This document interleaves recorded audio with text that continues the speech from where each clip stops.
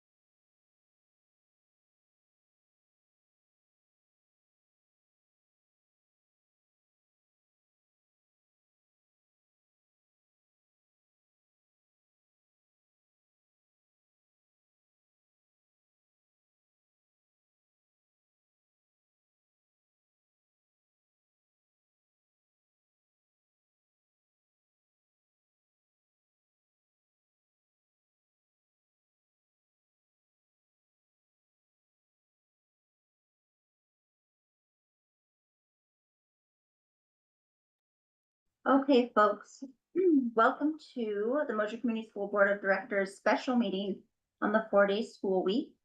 Let's do a round of introductions in the room, please. Dan Watson.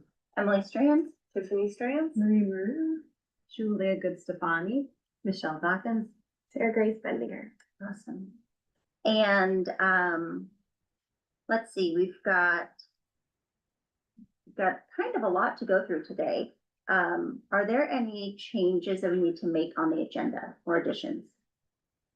I will say that we're probably gonna have to defer an in-depth discussion of transportation. We may want to talk still about, we can do a short overview, but I'll just preview for everyone that we don't have all the information from D21. We checked in with them. I think Lisa was out sick and it's top of the list. We've been reassured, but I don't know if there's anything you want to add to that, but so We can just give a quick. Let's add to it when we get to the agenda. Yeah. So I don't think we need to scratch it from the agenda, but that'll open up some space for the rest of it if we're getting stressed by the length of things. Okay, awesome, great. Anything else on the agenda? I would entertain a motion to approve it. I would move that we approve the agenda as written. Second. Thank you, Dan, second. All those in favor? Motion passes, great. Okay, for folks who are watching on YouTube, there's not an easy way for you to provide questions or comments to us on YouTube, but you're more than welcome to email me, and I will check my email a couple times throughout the session tonight so that we can get your questions answered to the best of our ability tonight. My email address is Emily, EMILY, .strands, STRANZ, at nwasco.k12.or.us. And if you didn't catch that, it's on the meeting agenda on the second page. So we have a couple of public comments submitted ahead of time that I'll read now. Hello, MSC board. Thank you for letting me submit written comments so I can be at home with my son instead of attending tonight's meeting. I have a few concerns with the 4-day school week proposal. My questions and comments are outlined below. Why does K-1 Why does K through third grades have fewer hours of schooling than before? Why can't they have the same start-stop time as older grades? I'm concerned about our young kids not getting the hours they need to be reading/writing by grade 3, as it is suggested, especially for those with learning disabilities and English language learners. Oregon has one of the lowest required number of school hours in the country. Let's not go backwards.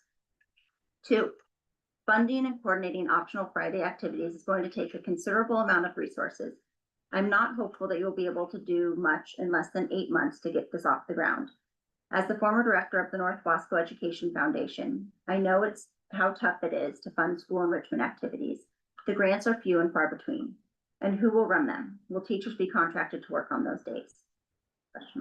3, when I asked my son what he would be doing on Fridays, excuse me, instead of school, he said, hopefully play dates with friends. That would be nice, but I work, so I don't have time to drive him around to play dates. So then I asked, what will you really be doing? He said, watching TV. I imagine most kids with working parents will be doing the same, either TV, video games, or other screens. Is that what we want for kids? Is this what we want for kids, is more sedentary screen time? 4, the later school days will make after-school clubs really hard to achieve logistically. If it happens at MCS, well, it's dark at 4:30 in the winter. If it happens in the Dalles, excuse me, if it happens in the Dalles or Hood River, most of our after-school sports, hi Velia, run from 4 to 5 or 4 to 6 p.m. For example, if my son wants to participate in the Dalles Middle School cross-country basketball or other sports, they start at 3:30.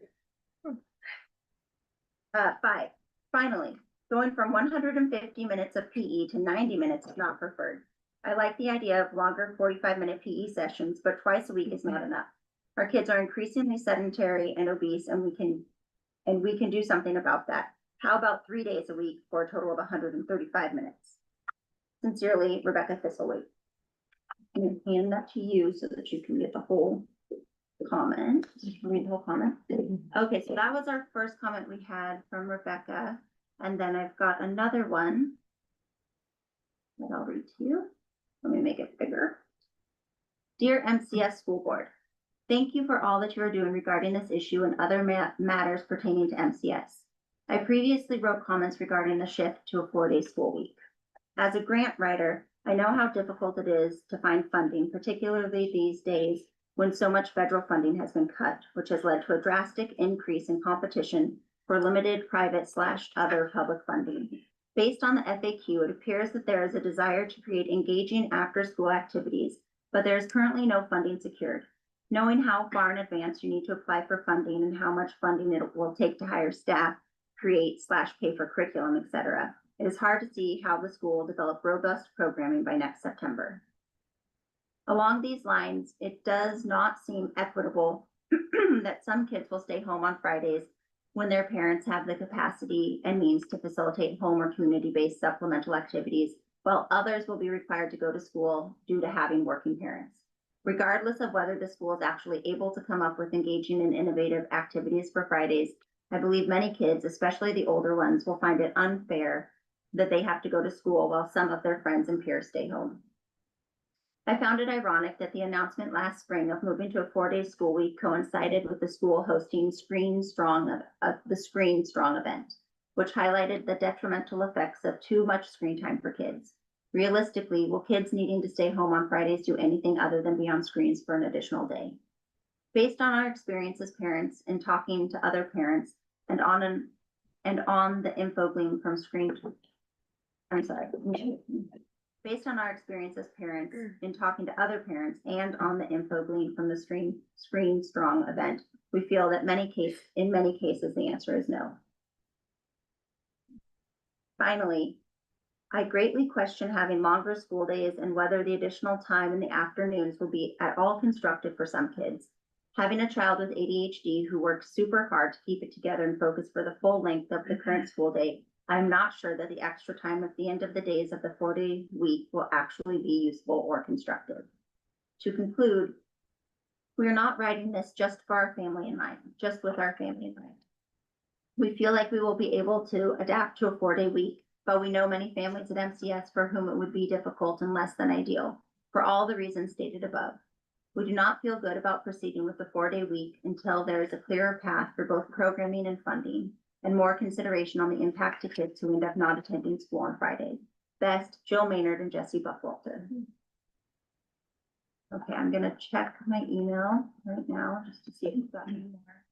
And so, although this is not exactly how we typically do this, because it's a special meeting, I think that checking and checking periodically throughout the session will be a good idea to get those comments and questions. Okay. So with that, I think we can go ahead and get going, sharing information and updates. Jill and Michelle, Jill and Julia, Michelle. Three of us. Three of us. Yeah. Well, then how would you like to represent the committee? I mean, I'll go ahead and just start with the calendar, and I think I can share it. Well, can I share my screen? It's been a long time, sorry, keep it online. Well, I think I can. Okay. Share. Noticing part of it, so hold on. Sorry.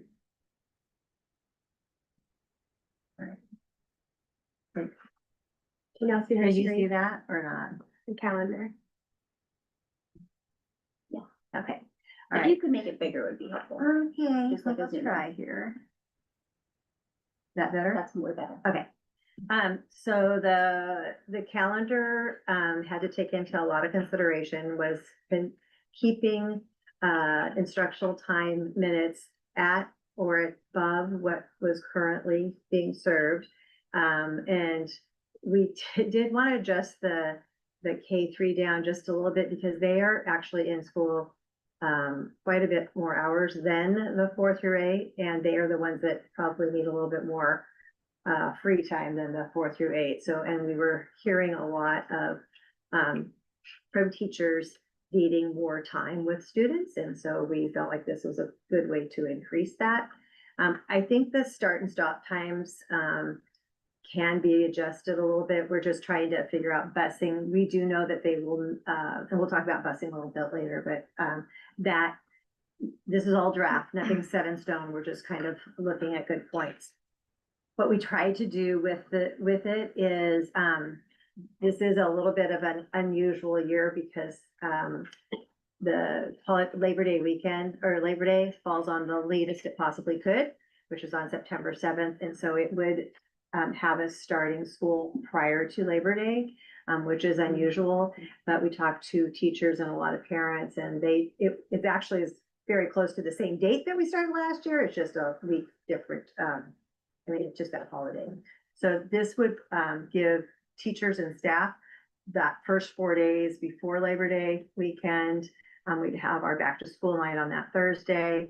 Everybody would go away for a nice 4-day weekend, and then we'd start school on that Tuesday. And then, I'm sorry, we'd start school on a Monday and go through Thursday. If we didn't do that, it would be weird because we start on a Tuesday and go through Friday. So this kind of gives us that best of both worlds. On the calendar, there's the kind of purplish color, more rosy than the other purple color. We're trying to find, those are proposed Friday day enrichment days on the calendar. We tried to have at least 1 or 2 each month. And we'll talk more about those Fridays. Julia's been doing a lot of work on that. There are no late starts, there's no early releases. Everything in in-service or assessment day is always on a Friday where kids would not be in, not expecting any instructional time on that. November 11th is Veterans Day. That is probably the strangest, because we'll go Monday, Tuesday, have Wednesday off, and then Thursday, Friday. That's a federal holiday. We are still a little bit up in there, or still talking about the week of Thanksgiving. There are some people that like to have that week off. There's some of us that don't like to have that week off. It is because we have that week off and we'll come back for 3 weeks and then we're off for 2 weeks. We would like to kind of keep the instruction going. And so we have in the calendar right now, it is we would come to school on Monday, Tuesday. So that is the only 2-day week. That's the only odd week. It's not a 4-day week. December is very, clear there. I didn't put a lot of, I only put one, Friday in there, just because I feel like families are gonna be busy during that time. If you put it on the 18th, many will be going, out of town. And then going up to January, January, February look pretty similar because, they, have a Monday holiday, so they'll have a Friday. And then I put, there's a couple of, the 8th and 29th would be a Friday, same with the 5th and the 26th in February. And then, we have spring break is the same as all those around us. April is we're in school a lot, there's not a whole lot going on there, same with May. And then we will end on, June 16th would be the last day of school. Teacher's last work day would be on the 18th, which is very similar to I assume it's gonna be similar to North Wasco's. I've asked for their calendar and I don't think they've started working on it yet, so. If you can see at the bottom, it has the instructional hours currently for K1 are 1,034, 2-3, 1,034, 4-5, 974, and 987. If you look at next year, there is a slight decrease for the K1 and 2-3. And then there is an increase for the 4-5 and the 6-8. Can you say a little bit about those numbers? Because I thought everybody was kind of getting the same instructional hours based on, or like across the grades. So we are required by the state of Oregon, ODE, to have 900 instructional hours for the school year. We of course would like to have more than that. We also, one of the things that you don't see in here is we are also allowed to count conference days and the teacher in-service days, instructional hours. I don't do that in here. So if we ever got into, let's say, a bad snowstorm, or we're gone for 2 weeks, that's kind of our emergency plan for us, if we're not making up time. So I think that we were just trying to keep in line the K3. They still have more instructional hours than the 4 through 8. That is because of recesses. And is PE, the 16 minutes of PE included? PE is instructional time, yes. Okay. Yeah, and PE is the only That's subject that is mandated. You have to have, for a 4-day school week, you have to have 120 minutes of PE every week. Currently, what I've heard from the music teacher and the PE teacher, he doesn't know, because he's so new, what that is the transition. So doing the half hour and the half hour, there's a transition in there, so they're losing time. And so the preference was to go to the 45 minutes twice a week because it's a longer time. That would still mean that the K through 5th grade, the teachers, the classroom teachers would have to add in 15 minutes twice a week to get to that 120 minutes for PE. So that would mean if, in my own experience, what we did this is when we had PE on Monday and Wednesday, then on Tuesdays and Thursdays, the classroom teachers would just add in going for a walk, doing Go Noodle, like they would add in. It has to be something that has some structure to it that we can include as PE time. PE does not have to be taught by a PE teacher. It can be taught by a classroom teacher, unless you're in middle school, and then it actually needs to be taught by a PE teacher, so. And is all the staff okay with that, like on board? Yeah, I would say from a Having to do that. teacher's perspective, right now, I look at my kids and I'm like, you need a break. And we don't have the time.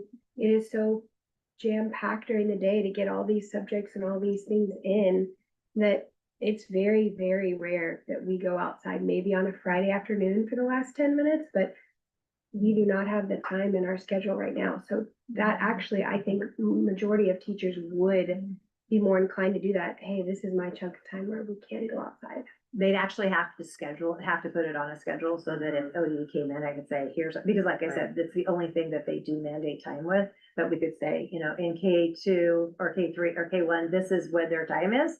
And we would be able to show that. We have an artifact. The core instruction would be 260 minutes for math and reading then. Well, when we go to For the the schedule, I can K- show you when we go to the K- schedules. So, right, I think what we happened, so math, we're hoping for 2 through 6th grade. We're trying to have a common math time. So, and it would be it would be an hour, it would be 70 minutes every day. And so that'd be 200, is that right? Times 4? No, it's 280 minutes. 80 minutes. Yeah. And so, we're hoping to have that common time so that if you are a 2nd grader, that you can pop up to 3rd grade math or 4th grade, wherever you are, land in math. And then our 5th graders, they can go and in middle school, we're hoping to get away from calling it 6th grade math, 7th grade. It should be called pre-algebra, algebra 1, algebra 2. And so if we can do that, then we have kids going through math at the ability level they want. And I know that, yeah. Yeah, I like that. And currently, that happens with 2, 3, but then like we have a couple of 3rd graders that could really pop up to 4, and that doesn't happen because they do it in the morning, they do it in the afternoon. And so this way, if we have this common chunk of time, that also will free up our support staff. So that if they have, like if Sarah Grace has a group that she's doing math with, and she has some that are going faster, I would say the support staff should take that. Sarah Grace should probably take the lower ones, because the expert is needing where the kids that are having that struggle, that's where the teacher should be. Because the ones that are catching on quickly, they just need someone to check in with them every once in a while and go for that. But everybody will hear instruction and then move on. It is also a larger instructional time block, which is really helpful. And that goes for ELA, it goes for math, it goes for science, it goes for social sciences. So I think right now that the day is so short, it's very chunked up for the kids at that point, so. Thank you for the explanation on the PE time. So I just want to be responsive to the public comments too, and I heard that as a concern, and so hopefully that brings some comfort that there is, like, we haven't, I think the suggestion was in the comment was 130 minutes, but, or 130 hours, but we're 120, so. Yeah. Like, closer to that. Yeah, and I think again, that allows, what we're hearing, and I do hear this from Mr. Peters, like, it's just not enough time. And I think especially while it's been nice to have the back-to-back 30 minutes, there is now, especially with the music room out there, we are losing time just with transitions. I also want to say, for especially K through 3, transitions are really hard. This is going to eliminate a transition, and so it will be much easier. Like, I think it'll be more efficient time, so. Well, and I'll say that the flip side is if you lose a little time in PE, you're gaining instructional time. Yeah. Because the overall hours are higher. So like, personally, for me, like, I love that my children are active at school every day, and I think that's healthy, and we need recess, but I also love, like, that my kids don't need PE every single day. Like, let's give them more instructional time. I would love to feel, so, I mean, may vary parent to parent, but, I would love more reading and math and those things. Yeah. And so, yeah. And you're right. I mean, our ultimate, I guess, what we need to be doing is, reading and writing and math. That's like our core. But I also want to say, I think it's just as important to have science and social sciences, and that research is really pretty clear on that, is that you don't live in a vacuum, and kids that are exposed to more science and social sciences, they have a better vocabulary, and that just translates into better readers. Yeah, and our achievement in science is very low. Yep. And it's not finding faults of the kids or the teachers, it's just, there's not enough programming.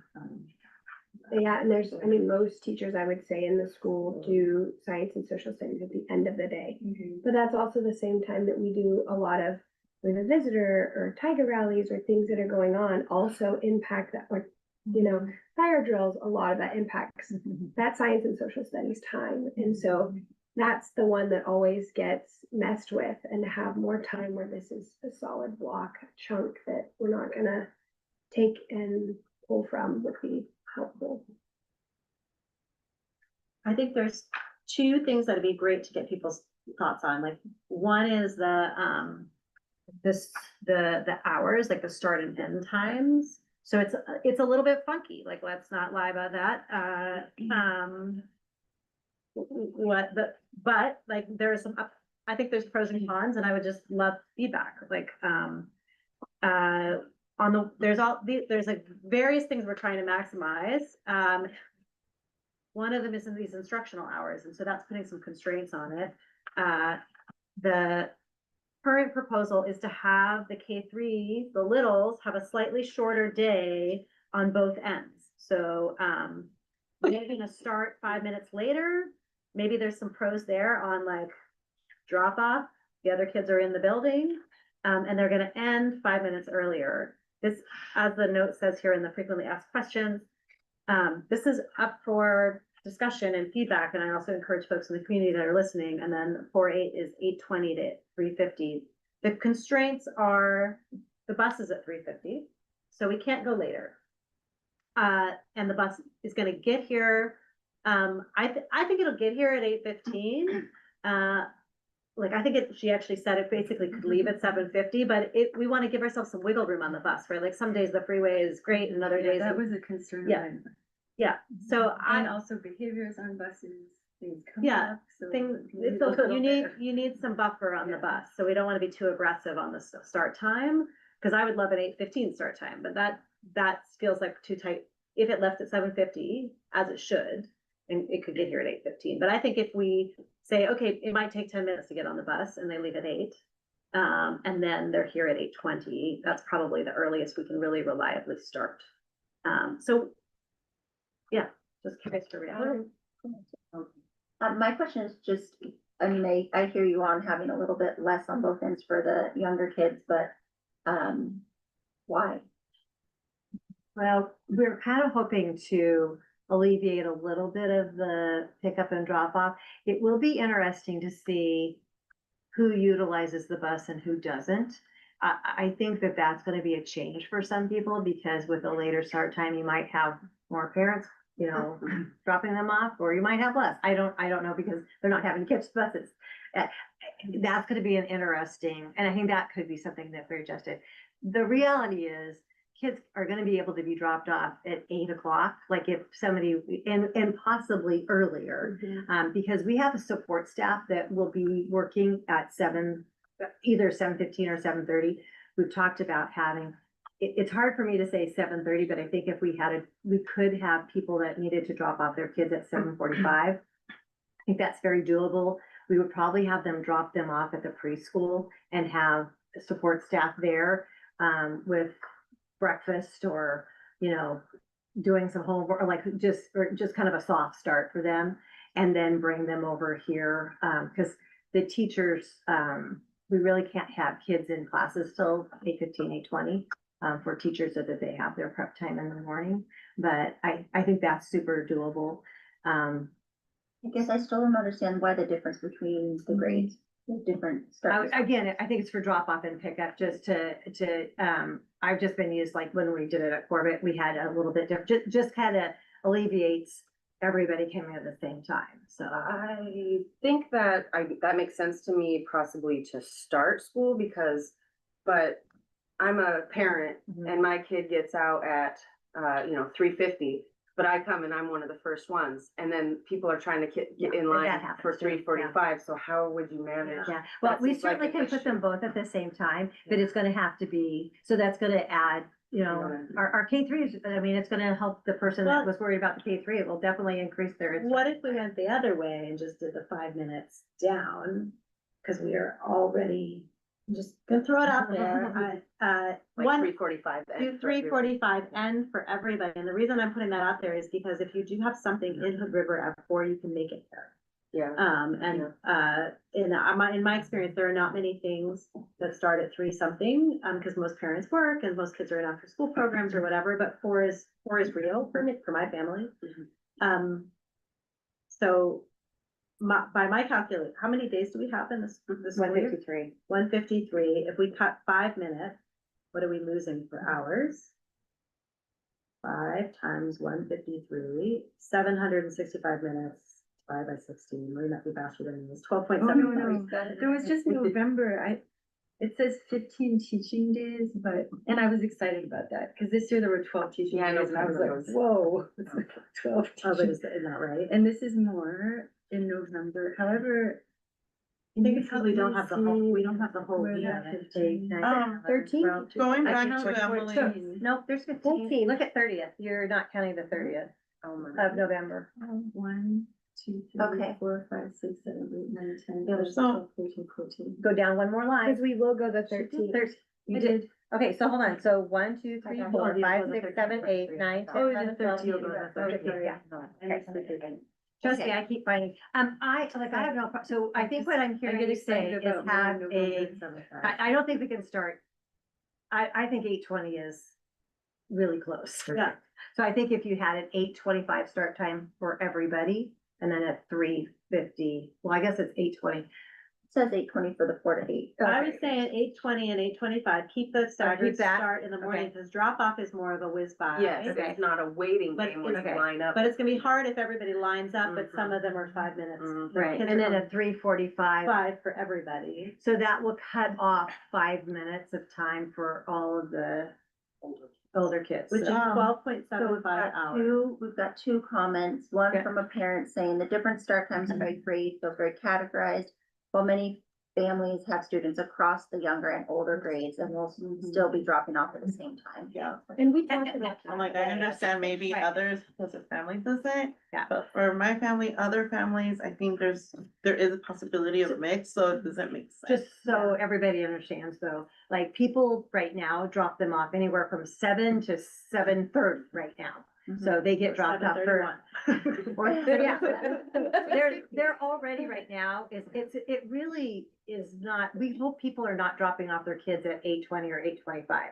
It's Yeah, so, they should that be is here at actually just 8:15. this, that is when instruction starts. Ah. So it's not necessarily like when you're dropping your kids off, it's when instruction is starting. And so that just gives the kids, like the littles, another 5 minutes to play Yeah. outside or, and I'm gonna tell you, like, I don't think that bus is gonna get here till 3:50 every day, cause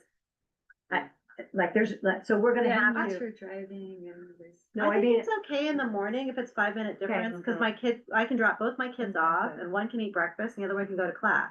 Yeah. I think it's in the afternoon where I'd like to pick both my kids up at 3:45 and jet. Yeah. And Because I have it's an things to issue do. Yeah. in the line. And the line, so I I don't- wonder if just the adjustment is on the 3:45 and. okay, Amelia, did you have more to say? That's exactly what I was gonna say. I was Okay. gonna say, I think we're just causing more problems, because at the end, people aren't going to pull up sooner, or they're gonna pull up later, and the line isn't gonna be much difference.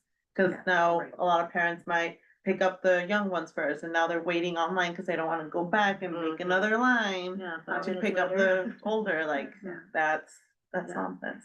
Yeah, I think the thought behind it was just to, if you're here at the end of the day, you know, like, this is very congested, and it's now, we've talked about how far the line is going back down two Mhm. streets. If it was more staggered, if it was like Yeah, 20 it'd minutes have to be- different, then yeah. you would Which is- resolve that problem, but I think a 5 minute isn't gonna make No. it. okay, all right, so 8:20 to 3:45, and I'll have to recalculate all the And instructional. bus will still be down there, correct? The buses? Yes. Yeah. Cause if they. Yeah.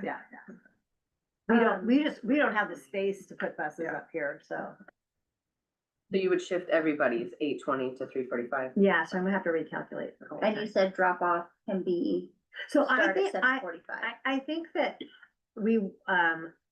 I think we need to talk about this. I think, drop off could start at 8 o'clock right now. But if we really heard people say, like I had a parent say, but I go to work at 8 o'clock.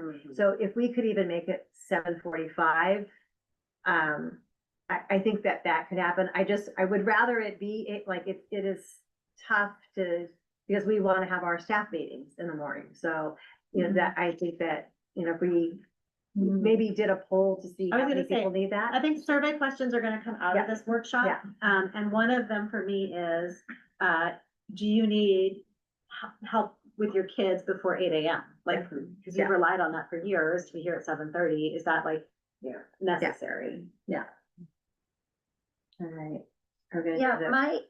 just a thought on that, like when I look at the calendar and when I look at we just adjusted the start times, but it feels like a little bit confusing because it's different. There's like so much difference between like what day or what week are we going to school on Friday?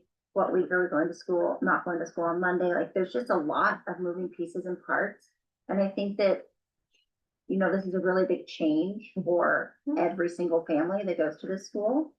And so the simpler that it can be, the better. I look at this and I feel like a little bit of anxiety, honestly, because there's so much fluctuation and variability between the days and the weeks. I'm a little confused on that, because I think it's pretty simple. You only, school is Monday through Thursday unless there's a Monday holiday. Yeah, I think mean, I think that sounds simple when you say it like that, and when I look at it, I'm like, oh, how am I ever gonna remember what day to take her to school on Friday? Or, Well, like, so it's I like, have to it's say a that- lot of change. But I think when you, and I think because we are trying to, support parents about the Friday, I think when I put the Fridays on there, that's where it gets confusing. But they're not every Friday. That's the other part that's confusing. Yeah, well, because I just don't think that that's financially, I wanna say like, if you want to have school every Friday, then I suggest you go back to a 5-day school week. Mhm. Because we're already working. You know, when you move that, kids are already here. If you look at instructional hours, they're already going to be here more than they currently are on a 5-day week. And that also means that teachers are already here working so then to also ask them to come and do more Fridays, I think that's, you know, and I think the kids are you're gonna burn kids out as well. The motion from March. To transition to a 40-week and offer Friday options at no cost was to address the very real concerns that, you know, there's in most studies. I haven't found one that says the contrary. They point out that 4-day weeks have negative impacts on certain groups of kids. And also, you know, that was a legitimate concern, and I think a response to reading, you know, research by people who are looking at what has been researched over many years. And there's definitely there's no doubt that qualitative data says that administrators love 4-day weeks, teachers, you know, like 4-day weeks, parents like 4-day weeks. However, since we voted in March, there are 2 very strong studies that have come out that say, yeah, we see that, you know, there's lots of support for this. However, we're not seeing in the data that it's actually, you know, benefiting the kids. I'm not saying that there's not. It seems at the high school level where kids are more self-starting, they have sports on Fridays, tournaments and whatnot. It seems to be, you know, a better schedule. But it's not, I'm not finding the studies that say that. Most of the research tells you that it's not any better or not any worse. They do have things like that statement. Okay, well, Do you have new studies though? Would you share them? yeah, if you have, I would love to see those. There's the University of Oregon study, And I think it was 4th grade math is what they were saying was an issue. I don't know. Like I said, I was in a 4-day school week since 1998. It's a top performing school, not only in the state, but in the nation. And also poverty rate is at 26%. We're at 39%. So I don't know. I don't know. I looked at the OGE report card from Corbett School and I did not see achievement scores that were, you know. Well, it comes mostly in the high school. Okay, but in the lower grades, which is what we are, and which is the University of Oregon study from June of 25, you know, focuses on the lower grades and then middle school and high school. And K through 8 seem to be the ones that are most negatively impacted. And then there's the whole, socioeconomic aspect of the 4-day week, which, you've got kids who come to school and they eat their meals here, and so moving that impacts them. You have kids who, just the concerns of kids who stay at home on a Friday, and would we be reintroducing pandemic circumstances to certain kids, whereby their parents might be home working, but their parents can engage with them. They have to do, Well, so this is a very, challenging subject, because I think, unfortunately, I have not found the data that shows that what I'm reading is that Oregon is 47th out of 50 in the nation in terms of student achievement. And there's ongoing debates in Salem about accountability and how there's, discussion from legislators, and we fund schools, we give them so much money, and yet we don't have results. And yet the research is conclusive that when you raise quality instructional hours and you support professional development, which Michelle, you have spearheaded that, and I think it's showing, because the kids are showing progress, and when you give the kids more, it's like eating, you need calories to grow. And in education, it just seems that the kids need more instructional hours, or quality instructional hours. You get results, and it benefits the teachers too, because the teachers are at a disadvantage in this state, because they have to prepare students with tools, and yet they don't have enough time to do it. And then the kids have scores that reflect poorly on, their time in school. And the whole thing, I struggle, because it seems that the solution is an obvious one. And yet, it's a bit out of our hand as well, because funding more instructional hours is doesn't just happen. And right now we're in a very, in terms of state of Oregon and its budget,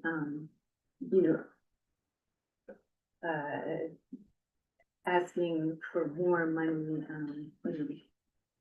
it doesn't seem likely. So anyhow, I don't know. So- this provide more instructional hours, just to be clear. So, if you have instructional hours, this is providing more instructional hours without actually. And yet, when kids miss school on a cumulatively over time, over the years, they end up falling behind, because a day lost in a 4-day week schedule, they lose more instructional time. So the impact can be greater. But maybe you have less absenteeism. I mean, there's, That is what I've read. so there's a lot of apples and oranges comparisons. Well, the that are on. absenteeism, that also, it's not, I don't know, I don't think there's a strong case that 4-day week improves absenteeism or attendance, but Let's. Dan wanted, yeah. Dan.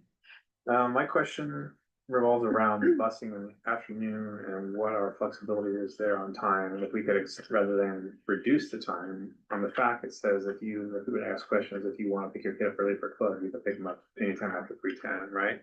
So I'd rather structure the day to maximize instructional hours in the afternoon rather than cut them down. People want to drive to the river and just say, hey, if you want to pick your kid up early, you're welcome to. Just let us know and you can pick them up for their clubs or whatever their after school activities are.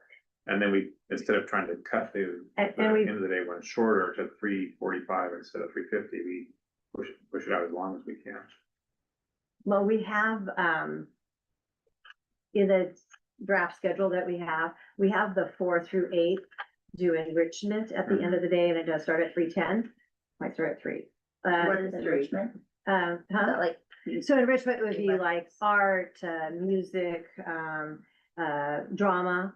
And we tried to make the 4-5, I don't know if she's seen part of that, but 4-5 is also going to have a chunk of time at the end when, like a drama, if Savannah's doing drama, it will allow her to grab those kids that are in 4th through 8th grade Mhm. and do the practicing here at school. So I actually think that opens up a lot more for kids that can't do that. And then, they can, because drama doesn't happen year round, but it does allow for them to kind of pick and choose and do some fun things. Middle school does a lot of that now. Yeah, they do Already, enrichment at the so- end of the day too. And that way, if they have to go for a sporting event, they can go early for that, so. So is there a flexibility in the pickup time at the end of the day where we could go closer to 4 and gain more hours than trying to reduce it to 3:40? The issue that we have, Or we 3:45. have to stay within, so we have a contract with MTA. Mhm. And we have to make sure that we're keeping it somewhat similar as far as instructional hours and prep time. Okay. And so I think that would probably push that a little bit, so. Okay, maybe at the end of the day though, instead of cutting it shorter, just leave it all, everybody picks it at 3:50 instead of 3:45, you don't have to reduce your hours. And if they needed to pick them up early, they could pick them up Anybody early. can pick it up early Yeah. because you're not losing math. Like We'll add it to the poll. Okay, We'll Yeah. add it to the Yeah. poll. you said earlier though, that you're moving math and sciences earlier in the day, so you're less affected by things. I think that the problem is that elementary kids are gonna have this is like, you probably couldn't pick them up early because they're gonna have instruction at the end of the day, not, but I don't know, you tell me. it says class instruction 3:15 to 3:45. Yeah, Right. so, I mean, then you wouldn't wanna pick your kid up 5 minutes at the middle of a science experiment or whatever. I just to be clear, it happens already when I you have hit it. at 2:15. Yeah, I have kids that leave almost at 2 o'clock twice a week Oh, on a interesting. regular basis. Okay. So if they're leaving at Okay. 2 o'clock now, then they'll be missing a significant amount of school. Well, sometimes it's for appointments. Yeah, And so, the hope is maybe they can move those appointments to Friday and then they're not missing. And I think this Gotcha. ties into the conversation. I mean, the average number of instructional hours in the US is 1,200. And when you factor in the first week of school, everyone getting adjusted, and then excitement before holidays, and then returning after a long break, and disruptions during class times, you realize how much kids, and I'm like talking beyond our school, like, please, like, I hope nobody feels attacked. Is that because- right? Is the average instructional hours across in Oregon 12. 900? Yeah, it's Wow. 1,231. Yeah. And that's the beauty of multi-age, because I would say, I don't think our first week of school is nearly as wasted as if you're single grade level, because she already knows half of her class. And so yeah. It's just something that's, Yeah. my awareness has been raised since March, after we made the decision. I thought, ooh, like, I need to That's why, up my reading, and then you realize how much, and then kids get sick from class, or there's an appointment, and so, we start at a certain place, and then, it So goes this is down, like so the perfect attendance. this is Right. perfect attendance, and so how do we make sure that, kids are able to make up, or, cause I 900 seems so low. I know, and that And I is know why, that like, we Kate tried Brown it, had and that's pushed why we me. are over the 900. And I would argue this actually provides more instructional time. I just think Yeah. I wish we were talking about. going- Well, and I will say that the 5 minutes we're but- talking about here is 12 hours of instructional time. So Yeah, it is not nothing, yeah. and it's I also don't- not like gonna change probably a kid's life, like. I'd rather go towards the longer rather than reducing, you know what I mean? Like, Yeah. I'd rather add 5 or reduce 5. Do you think that we should make that as a board decision, or do you want feedback from parents and put it on? Feedback. Well, so I was looking back at the information that is now old and Yeah. stale from last year. The 60 or so folks responded, and there were quite a few who mentioned concerns with the length of the day. Just generally. I mean, I think we will get some pushback. I think the more that it feels kind of comparable to what we have now, and the closer we get to 4, the more it feels kind of dramatically different. That's part of my concern, is just being like, and Emily being responsive to you, and also just this staggered start time, being like, there's only so much change a community can take at one moment, and so everywhere that we can make it a little bit closer to home, is just a little bit of that growth into it, I think the transition is easier, and I, 5 minutes, like, I'm 5 minutes late every day, so like, to everything, so it's not gonna make a difference to my. And I mean, what would it look like? I mean, Yeah. don't. Yeah. No, It's all right. yeah, it's good, no, questions are great, Yeah, they're great. Because I've been spending a lot of time thinking about this, and, I see how much effort has gone into this, and, it's so obvious how complex and complicated this is. You have the transportation and the staffing, what if could Mosier School go, have the later start time 5 days a week? And Oh. then the And not go as programming late, then and get out of school earlier. start at 8:25, what do we say, 8? We would have to go till 4. And we go till 4 to 5 days a week. Yeah, because you have, again, it's instructional time, so if you're gonna But lose, Is that something the school could consider? you'd have to renegotiate a contract with the MTA, because that's not that's a Because I know in contractual Portland, I change. think they started, a friend whose son starts at 8:45 and goes to 3:15, 5 days a week. Yeah, explain how We wouldn't have a bus. Yeah, that's, We don't It's have a just the bus. It's just we the have to bus. look around. Yeah, we don't have a bus. Even if we were to purchase, Purchase like the we bus? talked, then it's still. But wouldn't- even with that, you have to hire somebody and then Right, pay yeah. for the, Right. to maintenance the bus and to Well, we're gonna have ensure to the do bus that drivers. anyways, Yeah. right? Yeah, but they already have, so we're only paying, because they already So have a the- bus that's coming here anyway from the Okay, Dalles That's that right. comes here at 3:50. I remember that And that's now. why We discussed 3:50 that. was like, okay, that's our end time, because that's when we have a bus. Mhm. I would strongly encourage us not to open a big can of worms about flopping back to a Yeah. 5-day school week. We've done, we have prepared this community, we've been communicating about it, we did it about a year ago.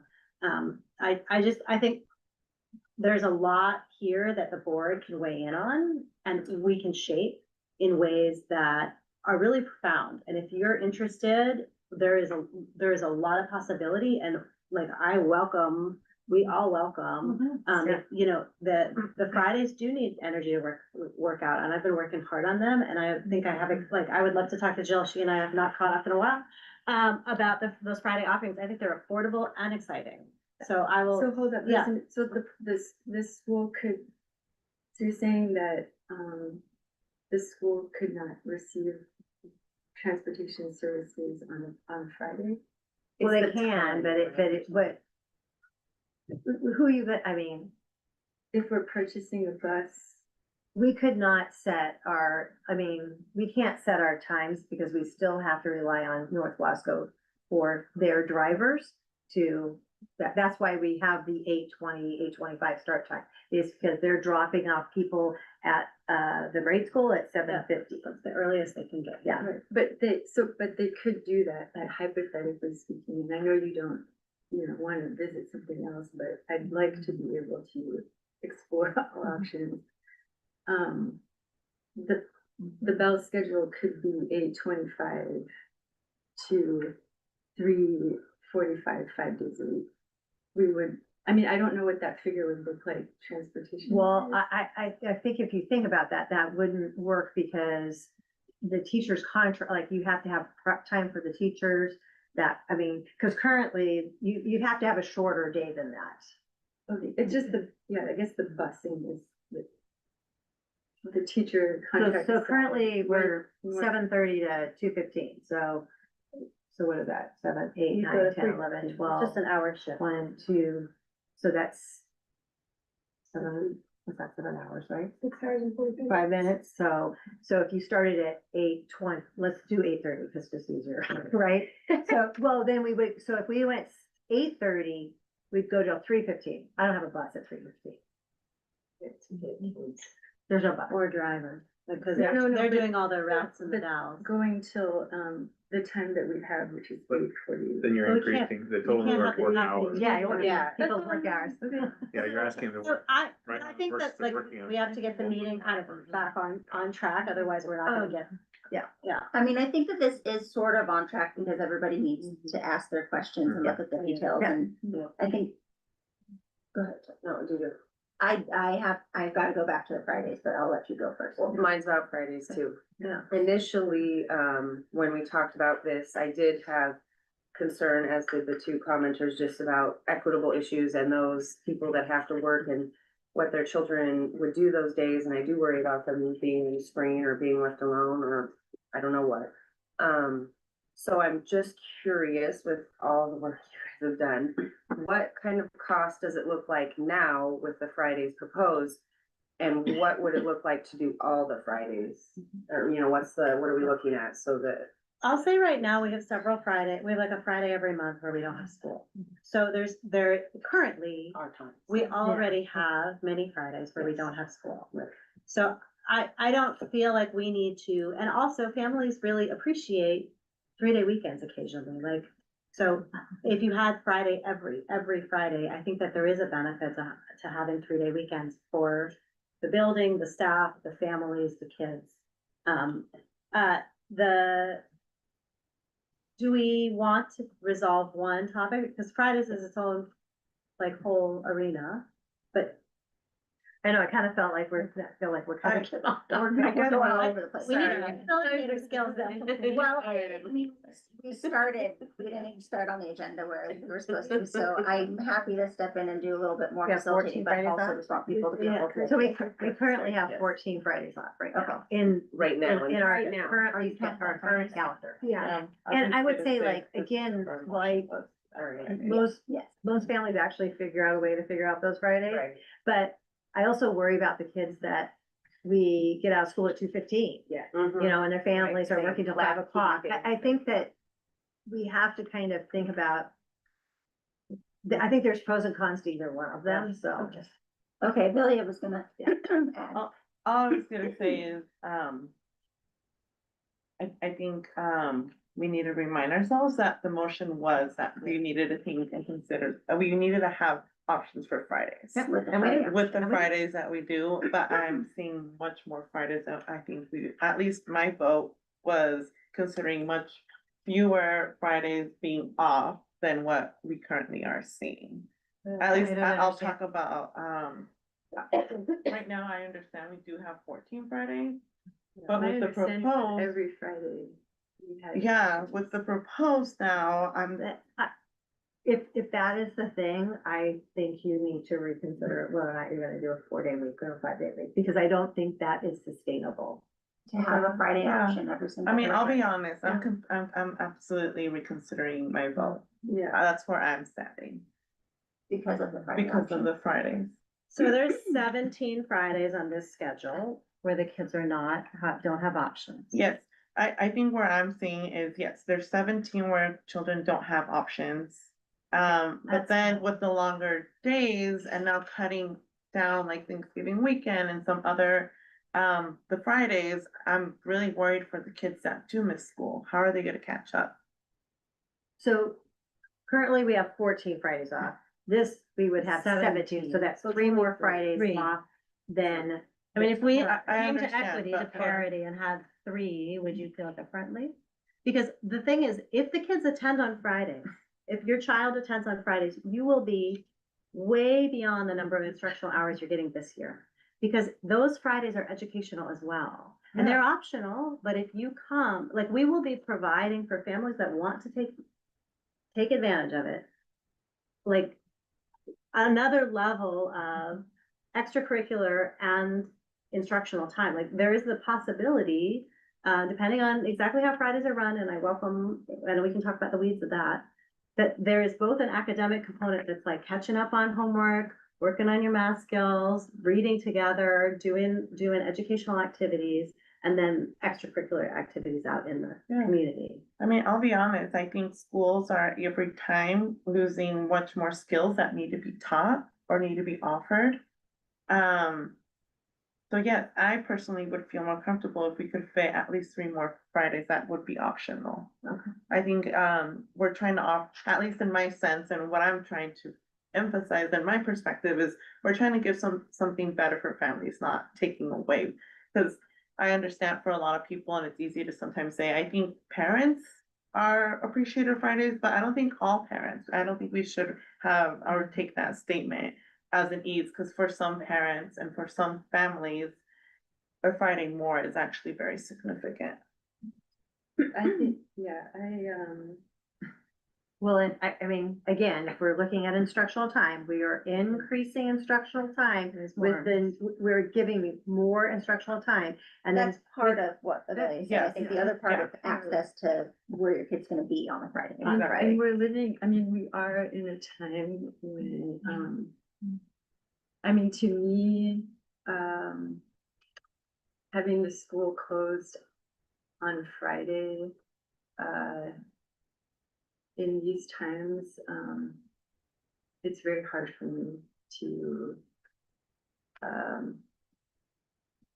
I don't feel comfortable with it. It feels like a reduction of access, particularly with the clubs offered on the 4-day week, not offering the late bus for serving kids. So I feel like we need to go through everything because we are gonna address clubs, we are gonna address the Fridays. I don't feel like we've done that.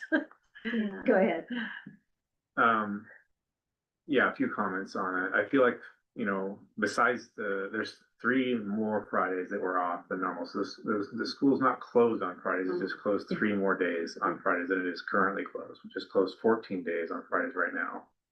I do like what this looks like for the increased hours, but also the ability to gain more hours on a Friday where the kids could work on, whether it's tutoring on something they're missing or having a hard time with the school. I know my kids need help with that. And then other activities that they may not get a chance to do. So I see potential with this schedule to be better, but it's already better hour wise than it is this year. And I see the potential on these Fridays to be better. I think as a compromise, we look to offer those 3 days that are more, the 3 days more that are, 3 days, the 17 days instead of 14. If we have options to have enrichment on those days as well, and we look at how many people use it.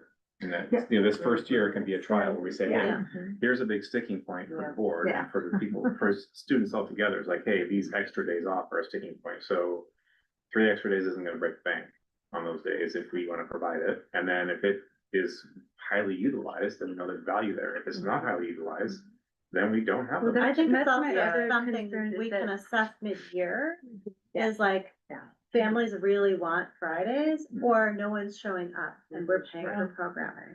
So we can have a mid-year check-in, before the holiday break and say, we wanna, Where are we at here? we want, Yeah. these contracts are flexible, we wanna add Friday. But I think it is putting the Friday options at risk of being cut in the future. If it's already seeming like it wouldn't be possible to offer a Friday every day, I just see down the line that if, what is the threshold for when the school decides that, and I've heard you say many times, at Corbett, options were offered on Fridays, people didn't come, I don't know what that number was, and it got cut. So then you have a school that's closed on Friday, and we have, this is a safe place. And we have communities who are, living in very fearful times, and that aspect, I don't think we've addressed, and I worry about that for the year to come. I think that not having the school open, moving forward is, for many of us, not gonna be so impactful, but for others, and I think especially for kids, particularly because, our highest attenders are ELL students. They show up 79%. They're the highest attenders. Our migrant students, show up, I think there's 76 or 74%. Our Hispanic and Latino students are, there are top attenders. And I don't have a good sense, of how the community's feeling, and, I did have a conversation with a dad in front of the steps in October, and he was not even aware that we were gonna have a 4-day week, and he asked me, he said, did you think about the working parents? So anyways, I don't wanna throw us off, anymore, but I also don't wanna keep information to myself. I know we're trying to think of the future, but we also can't predict or know, and what we can do is the best we can now, and the information we've gathered. And we did put this out to people, and I mean, you gave me some new information tonight that I wanna go look at about just the 4 days and, newer things that have come out, but in general, I think to say, like, we don't wanna be here, or we don't wanna close down on Fridays because of what could happen. I mean, we're already not here 14 Fridays in a regular, 5-day school week. And so, I don't know, I guess I'm having trouble, yes, we have to think about this, but we don't know. We can just do what we can, where we are now, and plan and shift if something drastic happens and changes down the road, then we'll have to pivot. I guess I'm just struggling because, I mean, just coming from the perspective of the backpack program, which I think is serving like a cross-section of students, we've seen it 118% percentage increase from last year. And at the same time, and I don't know if they're correlated, there's been an increase in attendance. So whatever has been happening this year is working.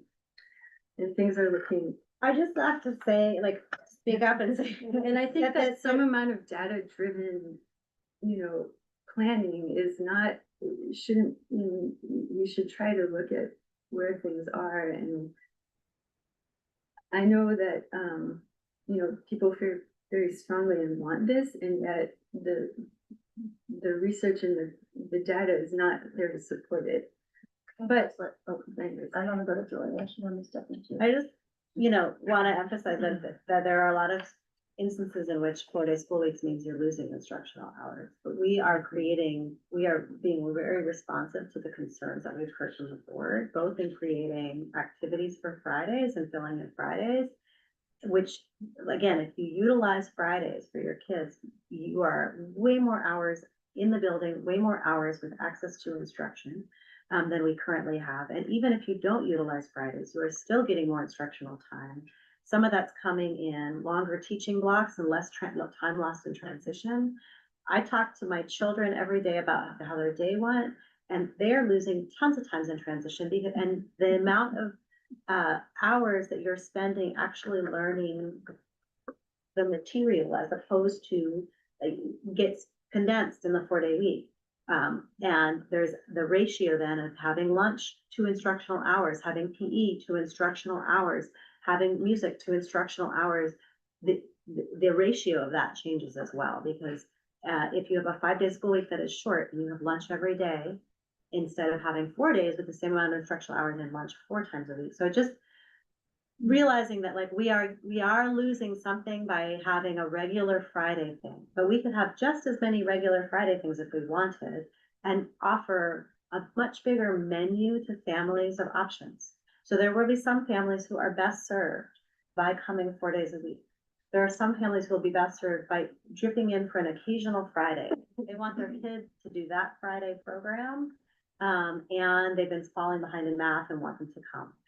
Or there'll be some families that want every Friday because they are working and they're worried their kids are going to be on screens, and now their kids will not be on screens after school because they're going to be here longer. They're also going to be more awake because they're catching the bus not at 6:15. My guess is a lot of those families are going to be in the dorms, and they're going to have Friday options. I think that there's a lot of pros here that are getting kind of lost in the anxiety around that a lot is new. Okay, so I've got 2 comments from a parent. One is kind of scooching back a bit of when you were talking about the release times. So why is there an assumption that younger kids don't have a need to be released for extracurricular as older students?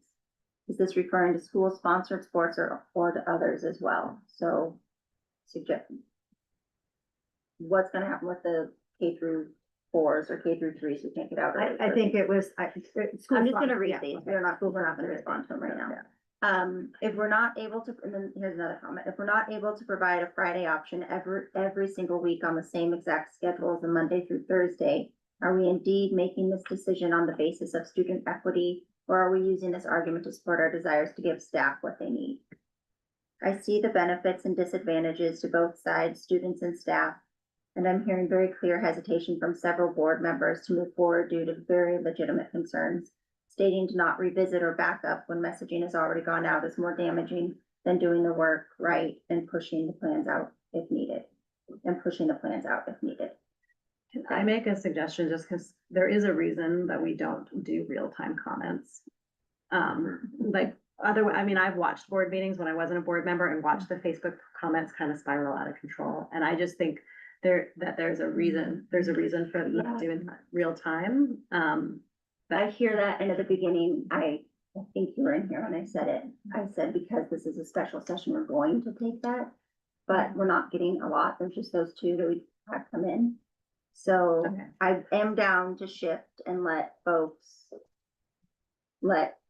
Sarah Grace and Michelle and Julia finish presenting.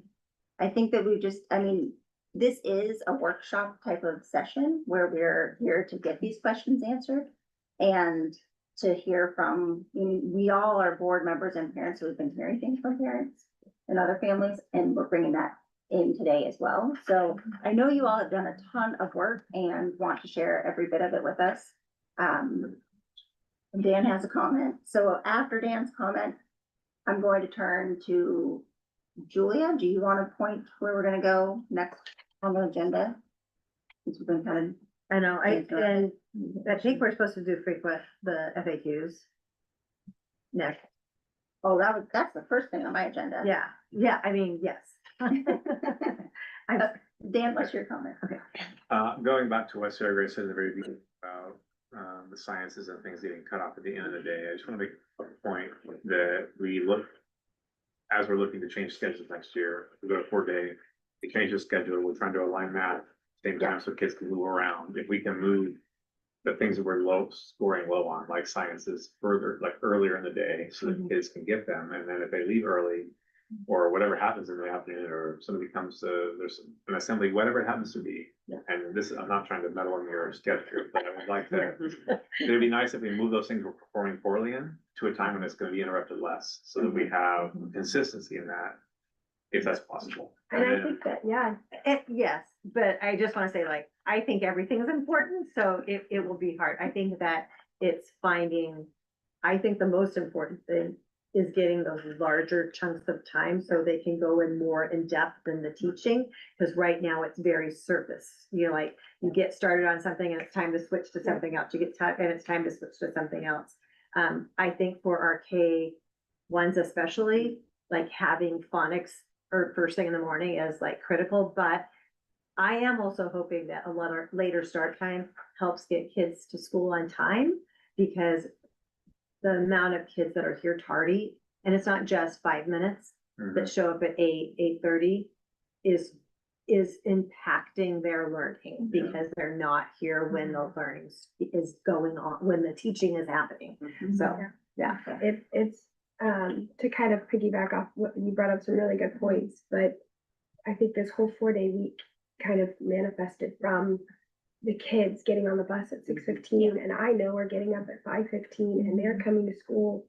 I had 2 kids fall asleep in class today, like they are so tired, and everything during reading or math, I have kids being pulled out left and right for ELD, resource room, RTI instruction, and to be able to have more time with those kids, and they're pulled out at different times would be huge. We don't have those options right now. And I do think that science should be a focal point. But right now it's like, hey, that's the very end of the day. Kind of, we gotta shove all this other stuff in. Yeah, and I want to be very clear to the audience who's watching, the early start time is something that, you know, it is what started our investigation into transportation, which I know has been looked at by other boards in the past.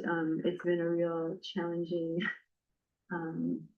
topic that other boards have tried to, address, is how do you get kids to school. I mean, there's like a ton of research, like it's like you cannot contest the fact that giving kids more time to sleep and when they're better rested, they do. Okay, I'm gonna step in.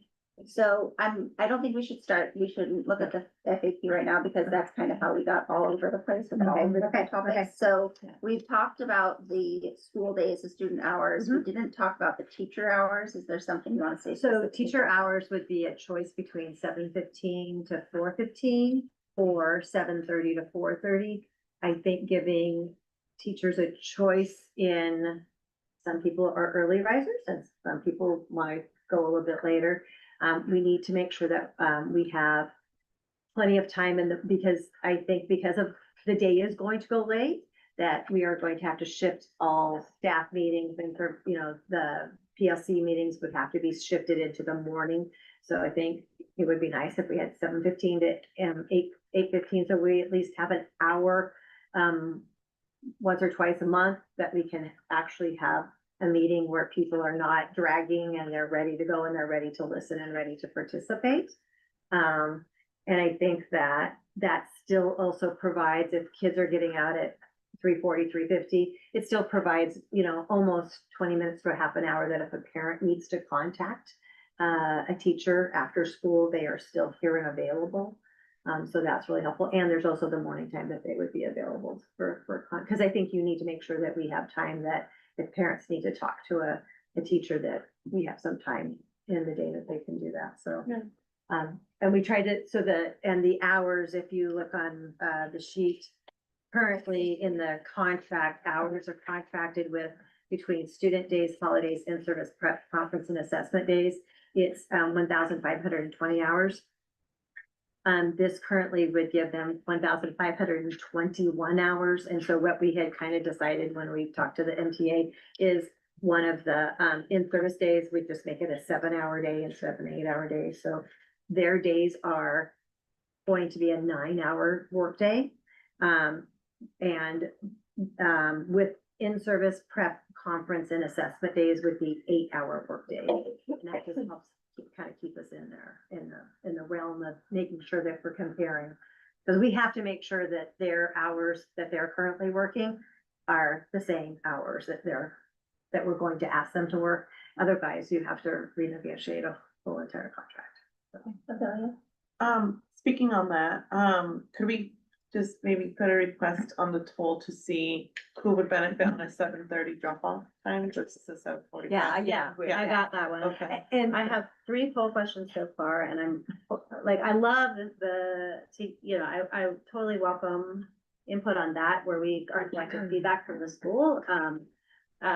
Do you need childcare before 8 a.m.? And would you like, I think if you had a 7:30, a 7:45 would be my preference, just because if somebody's coming to work at 7:30 and I have kids being dropped, and I'm gonna tell you right now, 7 o'clock is our drop off time.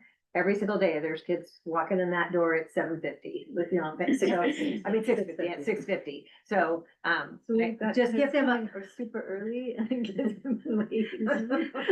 yeah, we have quite a range. and they're all tired. And they're all tired. Me too.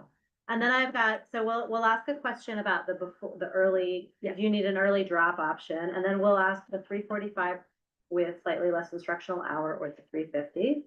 And then we'll ask about, are you gonna utilize Fridays? Cause I wanna get a sense of how many people will use them or think they will. And then the shift from the 14 to the 17. Do we want to just decide that we need 17? Or do we wanna pull people and decide next time? With the My only concern with the poll is I don't think with polls or surveys, we actually reach everyone.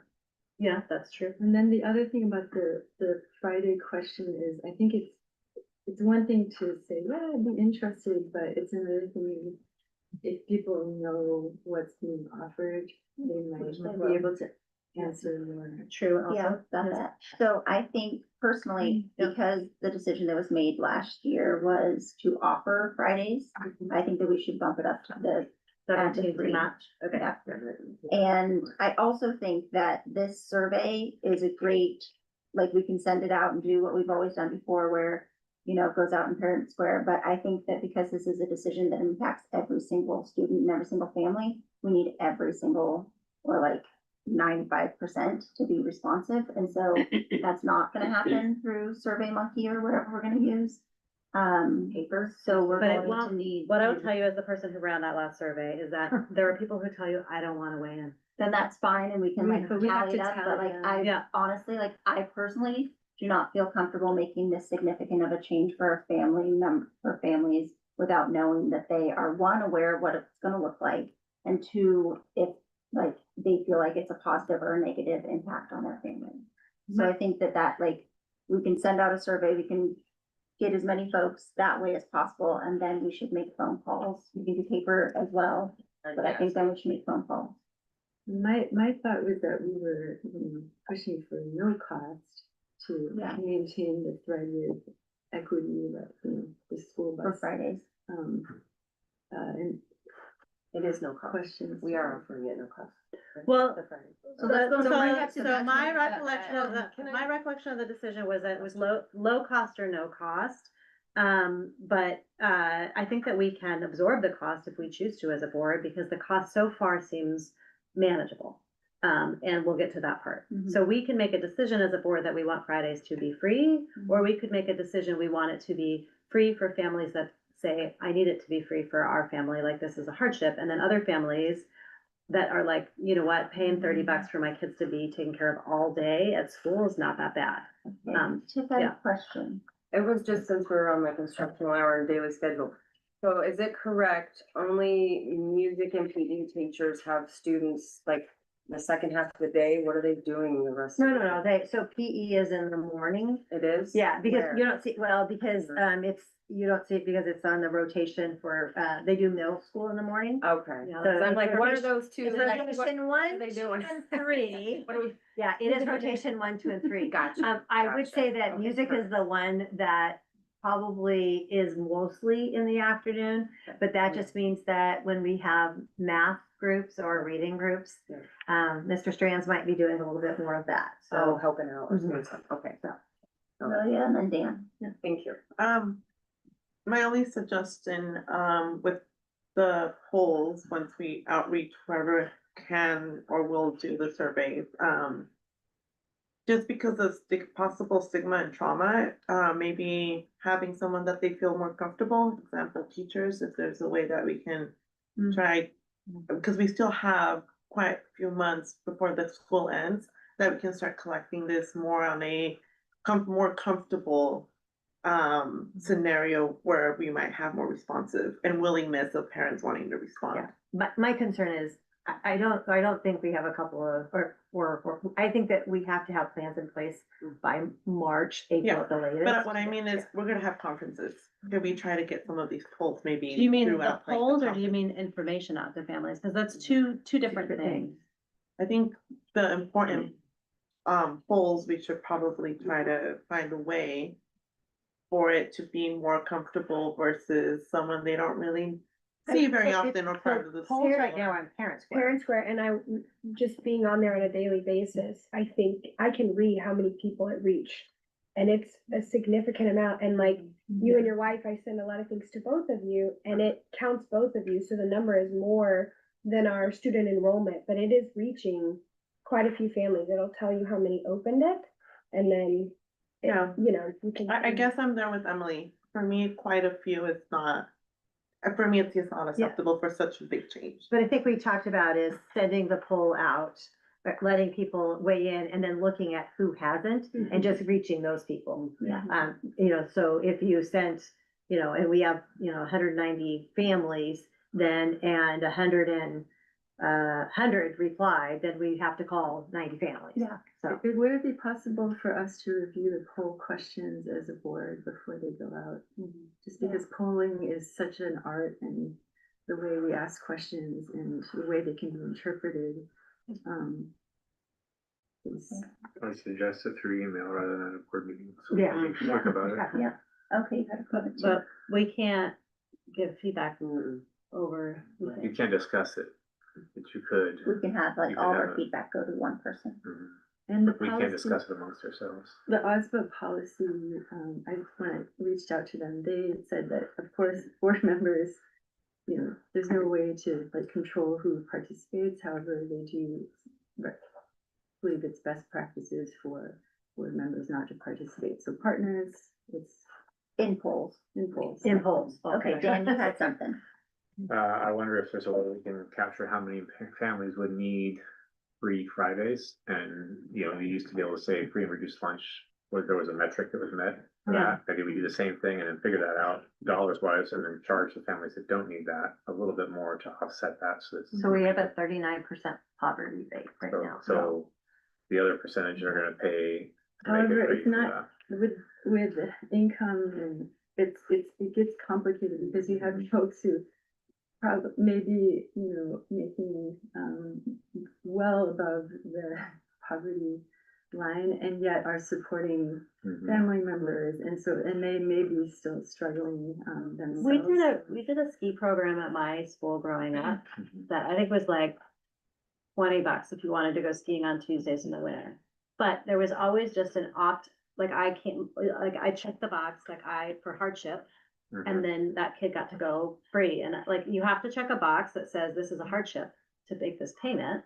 And I think that the families who feel like it's not, and then then it's not looking at your tax forms or like, it's really like on an individual basis. Because it can be so, it's. We can Yeah. also just do it the opposite way. Yeah. Find a way to pay for it. We could also. Like, do the opposite I way. would be happy to pay. I think that my family will utilize some Fridays and not all Fridays. And for me, it's like, then it's like kind of like almost like a donation to the school. I want to support Fridays for other families. Yeah. Right. Yeah, I think you go into, you know, if you're able to donate to this, Mhm. donate to that. If you're Yeah. not, don't worry about it. Agreed. So- No, it's Yeah. And then it's win-win. Yeah. Okay, so let's hear more about the Friday options, because that's kind of where we haven't been, or we talked a lot about Fridays, but. Okay, and Yeah. I wanna respond to, I do, like, I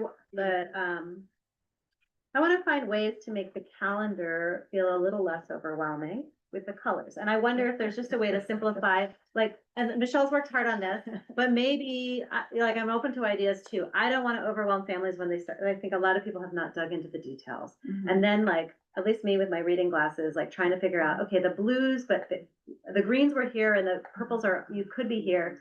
Like, We could just do a student calendar that goes out to families and a separate calendar for staff. Yes, Who like who needs the school. details? Yeah, so we don't need to know. That's- You know what I mean? I think there's a couple of. You wanna know when those teachers Yeah. are actually working on their No, Fridays? we don't I have mean, that. no, we know, but I everybody think else. do it, in addition to taking the blue days off, which are the Okay. teacher in services and the Okay. prep days, Mhm. then maybe also the conference days, because the students aren't in. No, but parents would need to know that that's a Yes, conference. yeah. Okay. Yeah, maybe. conference days. Yeah. And then we could do the Fridays we have offerings, on a Yes. separate sheet or or I don't know, like, I think maybe maybe same sheet. Helpful to have on Okay, the calendar. so and the red is, okay, reds are holidays. I hear you on the, like, this is like a little bit much, and like for my eyes, it's also like,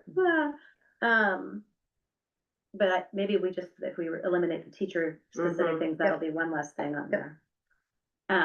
Okay. We will, do Friday off. Can I suggest Yeah. to still put that online with a teacher version, just for the parents who are wondering Yeah. why are there so many Fridays off? I can be Mhm. like, hey, it's still on the website, you can see the in-service Absolutely. days, that way Yeah. we kind of take care of. You could have student Question. calendar, staff calendar, and Yeah, like, Yeah, click because on. this year we transitioned to more Fridays, so I guess that is kind of preparing folks. Hey, I have a question, like what, like, just for the framing of this all, Yeah. so far we've been calling it like the 40 student contact. But what if we shift it a little bit, and I don't know, like, this could be wordsmith, but what if we shift it to not say 4-day student contact and make it more like optional Fridays? Yeah. optional Mhm. Fridays. Yeah. Yeah. That's the same thing like the new school does, right? They have optional, it's actually exactly the same for the new school, middle school. Fridays are optional. The morning is study hall for 3 hours and the afternoon is let's get out. It is exactly what they're offering. That, for, it feels different to me in my head because then that Friday isn't like, oh, I have to go to school. It's more like, oh, my family's choosing not to go to school today. And that just feels a little bit Except different. for they do it every Friday, so is that correct? Well, they probably have Fridays just like, like we did on our calendar this year that they don't, I don't know. I don't know either, so. Yeah. And that also makes, well, I guess we have Fridays that will not be optional Fridays, Mhm. but I mean, I think it's a 4 day Mandatory school Friday. week with optional Fridays. what is cool. Okay. Yeah. With option, like, You But go, even, Some options. I know, but I'm like, but even still, that's, 'cause Okay, some Fridays sorry, are I was just mandatory, Thinking out right? loud. Okay, Julia, can you tell us about the yeah. options for So, Fridays? and you'll have to excuse me, I had a big court hearing today. I'm very, very tired and it's been a big week. I But, don't think that one's gonna help you. huh? No, that one won't help me. Do you guys have a copy of the Let's Get Out? Was that in the folder? No, shoot. Okay, do you have one there I can make copies of, or can we print them off? yeah, let Maybe me. Michelle could print them. Let me get it to you. Cause Lisa from Let's Get Out, who's really wonderful. Well, and if we had time tonight for speakers, I would have, invited her, but because it seemed like it was gonna be a packed agenda, we cut the speakers out. But, She's a good resource and would be happy to talk to us anytime.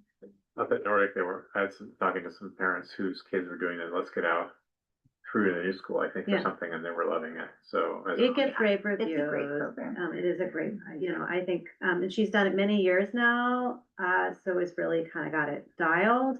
And her favorite, Bus too. she's got vans, and if we use our bus, there's no cost on transportation if we end up using her vans. But the idea is to use hopefully our bus. Mhm. Yeah. So they call Do it you have it? Project or Outdoor Friday for new school. Outdoor Fridays, nice. Yeah.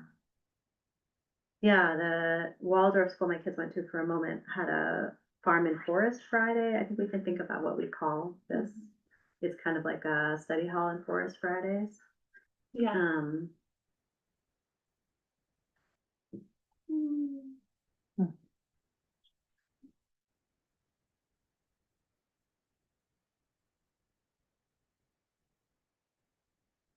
Because they go, 8:15 to 3:25. And the Fridays are 9 to 3. 8:15 to what? They go 8:15 to 3:25 and they're Monday through Thursday, and then their Fridays are 9 AM to 3:25. Who can print on a printer? I can, you can. Yeah. Sure, Grace can.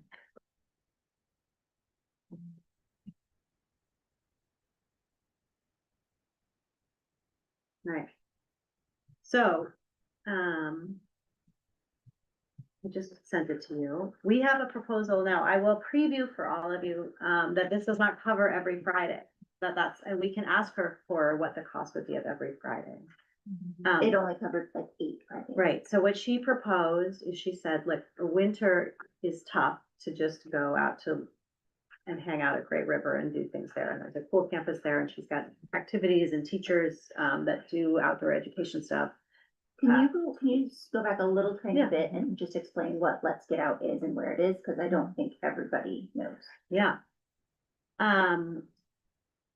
So I'm gonna apologize, Lisa, in advance because it's recorded and I'm gonna butcher this, but others should feel free to jump in. But Let's Get Out is outdoor education programming that is offered, organized, by Lisa, I'm not gonna remember her last name. It is Cosglow. Yeah, and she offers summer camps in the summer, that a lot of Mosier families have attended, and Hood River families at the Great River campus. But she also runs these, day-long or half-day-long programs at a variety of schools in the area. So Wildwood Academy has Mondays, with Let's Get Out. And the new school in Hood River has Fridays with Let's Get Out. And the Mondays at Wildwood are open to homeschool children as well. They pay $100 per Friday, that they attend, my understanding. I mean, she says the homeschool kids that participate pretty much make up for the cost of that program. Or there's some big, very big chunk of it. I don't know that, I should not say, I don't know that, I didn't say that figure, so I shouldn't say much. But also runs after school programs, and she says she's reached out to Mosier before about trying to set up something like an after school pickup, and doing after school programming for us. And that has not worked out so far, but mostly utilizes the Great River campus, which is here in Mosier, which makes this a really wonderful, like, place-based fit for our students. Cause it's just up the hill, very nearby. The kids can wave at Marie's house when they're there.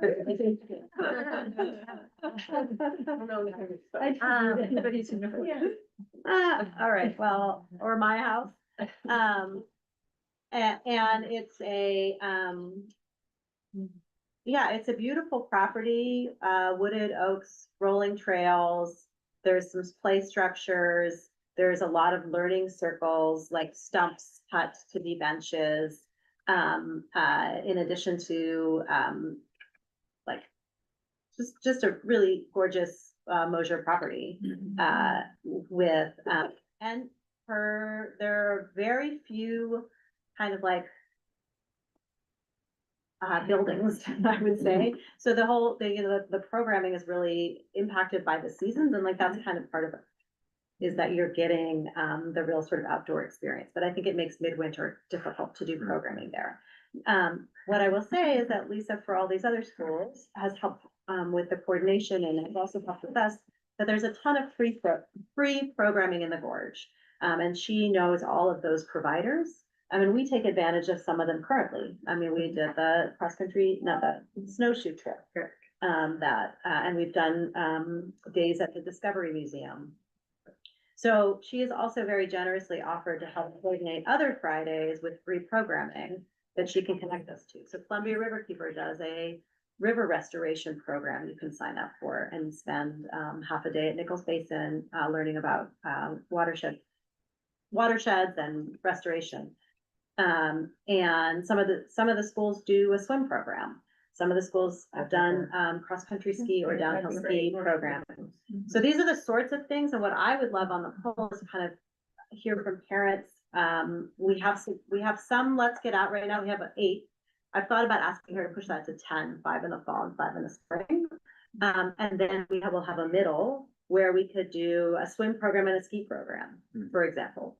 Or we could do, the other thing I've thought about is that Mosier doesn't have an art program right now. And there's lots of local artists.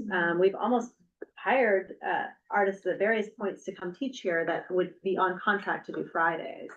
And we could get, and my guess is that I don't have numbers, but hiring a local artist to do Fridays would probably be an attainable cost that we could cover, yeah. For our days on Fridays, are we thinking along the lines of like study hall and some sort of structure in the morning? Yeah, or the first it would part of be, it, yeah, and then- It's just perfect. And I think you would have like like maybe K3 would have a half a day, and the 4-H would have a half day, and then they switch. Yeah, so academic, having fun. Yeah. Academic, having fun. Yeah. Anyway, and then switching. So, yeah. Yeah, the I Love Learning period of the day. The idea is that elementary kids and middle school kids are probably not going to want exactly the same programming. And it's probably not the best for safety and a variety of reasons to just have the middle schoolers hanging out with the kindergartners. So she said, if it's a situation where you have 2 or 3 middle schoolers show up, she can use them to facilitate and be sort of like the camp counselors. But if you've got a large group of middle schoolers, you want to keep them separate, and meet their needs, which are going to be just different. And so the thought, and then I'll get to the other, is that we would do half days and switch. And so and the numbers, part of the struggle is that we don't know how many kids are going to show up. So I'm not gonna budget her for programming for 160 children, but that is part of the struggle, and we will be somewhat limited by the size of our bus. in how many kids could go up to the Let's Get Signed Up anyway. Sorry, I'm gonna. Yeah. I don't wanna assume anything. Yeah. We are, the Fridays would be the same, time that are Monday through, what would be the It time? would be a different time. It would be a shorter time. What So, would that look like? Or what I is think the we decided it proposed? would be like 8:30 and then the 2:15 bus. Okay, In 8:30 the, to in the busing schedule will be the same. 7:50 pickup in the Dallas. And then And then it would be the, 8:15 so drop instead, because they are, and then we do a 2:15 bus. 15. Okay, Dan had something. And I haven't run those particular hours by Lisa, just Yeah. as far as thinking half day and half day, because that afternoon would be short, so that may be a topic of discussion is whether the Fridays are only till 2:30 or to the 3:50. Yeah. Because, I want to make sure she's got time for two groups. Mhm. Dan? It's the last time. Oh gosh, something popped in my mind. Oh, you said that Let's Get Out, they're currently with the new school on Fridays. Does she know that we would like Fridays? Yeah. Okay. Yeah. That's what it was. Was that part of the reason why we can't do that? If we had too many kids for our bus, we would settle with their vans as well and just pay a higher cost. Yes, she offered that we could use her vans. Okay. We just have to pay something for mileage, but we're going very close, so. Okay. It's also like, depending on how many kids utilize it, is how many people you hire. So the proposal right now is to have 2 educators. I asked her about like, if we could have a volunteer or a chaperone, that would participate. And or I was like, there's parents who I'm sure would not mind and would love to go along for a Friday, but I thought it was sort of sweet. She said, sometimes if you bring a parent, some of the magic disappears. And I was actually really moved by that. So she said she's open to it, but that it just changes the dynamic a little bit. And so that's something to keep in mind. I think there is flexibility in the Let's Get Out contract for Candy. As far as like adding a van, adding a teacher. I think that the cost per student I'm speaking for Lisa, and I'd have to get her, so don't hold me to it, but is probably, gonna stay or go down as we increase. So, right now, with kind of just taking a guess at how many kids are gonna utilize this, the cost would be about $39 per kid per day Mhm. to do the program. And that for our 8 Fridays gave us a cost of $9,390. I would love to know how many families like are certain they would use Fridays, and we can try to go from there and just sort of, but I also think that it's possible to try it. And whatever we plan for, we're gonna have to have a cap on how many go. Like if you on Thursday get 3 families that say, guess what, I need to go on a Friday and our bus is full or our program is full and she's only got enough people that it's safe to have, then I think there will be people on campus. We have to have an all-day option for any overflow that doesn't fit on the Let's Get Out bus. Or the oldest kids, like a 5th grader, could go with the middle school. So, because we'll have 2 times, right? So it may just be uneven, that like you have a particular Friday where there was just way more representation from the middle school than expected. What would be the program then, or how would you manage the sign up? How does that look to see who would go, or how did that go? I can ask her how they do. It's voluntary participation in that new school too, so it fluctuates a lot over the course of the year. Because it's a little bit silly because you always have staff, but sometimes you have 13 kids and sometimes you have 30 kids. You just don't quite know. So I would put out there, like maybe people have creative ideas, but like the month before you sign up for the Fridays that are the coming month, and then we have to staff that. If the numbers seem, and then there's always the option to be a last minute sign up, but we don't guarantee you a spot on the bus, like you might be in the building. What if they could provide their own transportation to there or something? Like say it was a Mosier family and the parent was able to drive with that, or no, is that? I think that's tricky. Lisa has, what I think that gives me a lot of comfort is she's got a lot of experience doing this and she's thinking a lot about safety. So she's like, I need at least 2 people if something happens, and I need everyone to fit in the vehicles because, you know, if somebody gets hurt, if there's a fire, I don't, you know, rattlesnake bite, you name it. Yeah. That makes sense. There's a, I won't name the name of the app, but there's an app that we use for the cross-country kids thing that they ask if you're attending ahead of time and you select that you are attending. So there's ways that we can easily Yeah. do this, that even to parents verify whether this is this thing we're doing, are you coming or not? And you have the parents signed up with their kids underneath them so that you know who's showing up, the kids are managing with it, you know. I mean, I'm super excited about this, I'll say, guys, because like, there's a lot of families that can't afford the Let's Get Out camps, like, and these kinds of experiences for their children in the summer, but they could dabble in it and do a couple of Fridays. And we could make those no cost, and it would really not hurt this, like, our budget. Right. And it feels pretty exciting to me to like offer, it also feels really in alignment with our strategic plan. And it feels like we give ourselves some flexibility in the future on our strategic plan where we can shape those Fridays to have a flavor, like maybe they're really forest-based and nature-based, or maybe they're really art-based, like we can, you know, as with our community, we respond to our community and what it wants, or something else, but like, it just feels like to me, we can kind of create a new feeling around the school that wasn't there before. We do have money, and so we have an SIA, that grant that, Veronica and I were just looking at the budget because we're actually moving money out of field trips because we have too much money in the field trips, moving it somewhere else. But for next year, when we budget, we'll just make sure that we budget money in that, and we'll just use that grant money to do that. Because there's $18,000 in that budget for that. We're not even coming close to spending that on field trips this year. So we can make sure that, you know, we put $10,000-15,000 and just use that. I think that, you know, between that and if you have like, hey, I do want to pay for my kid and if I can, and then we'll just kind of earmark that money and keep that there. I think that will. Yeah, I want to reassure our 2 people that gave comments and were worried about getting grants. Like, so far, the cost, you know, I will talk about additional costs because there is additional cost.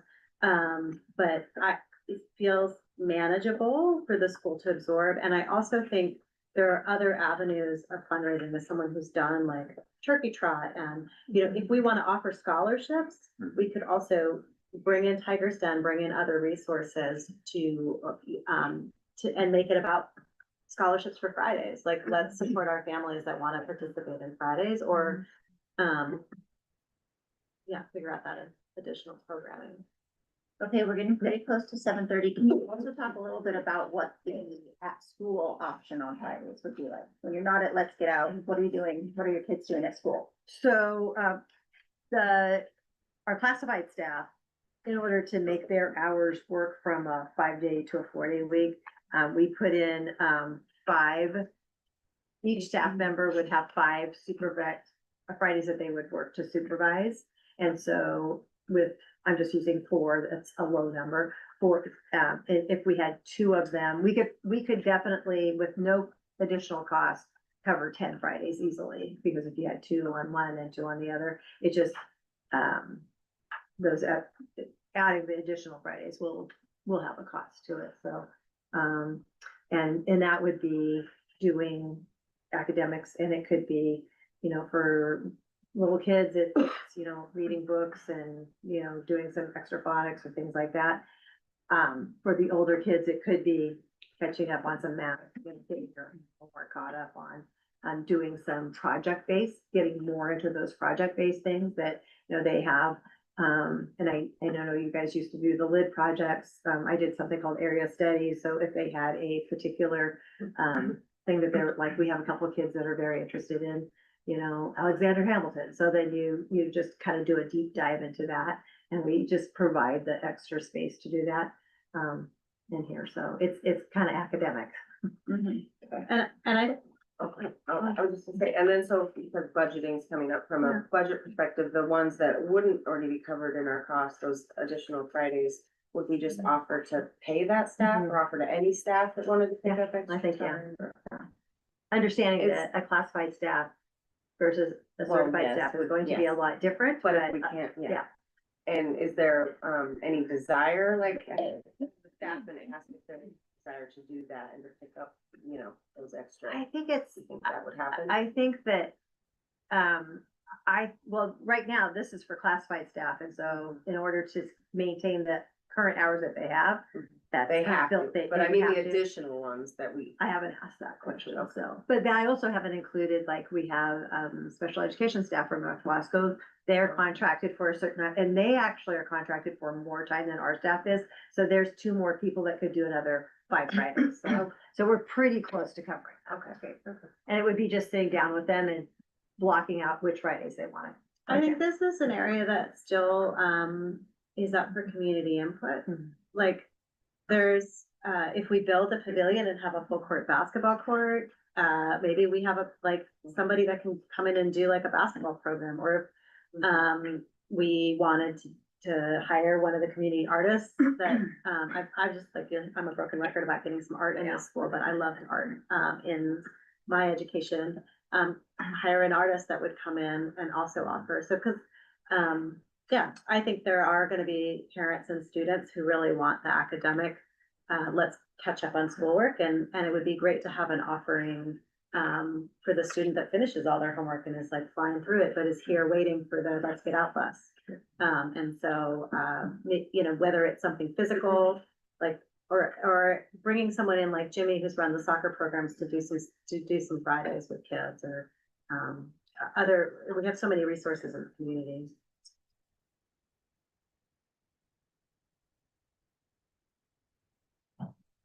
Well, I'll just add, thank you for this.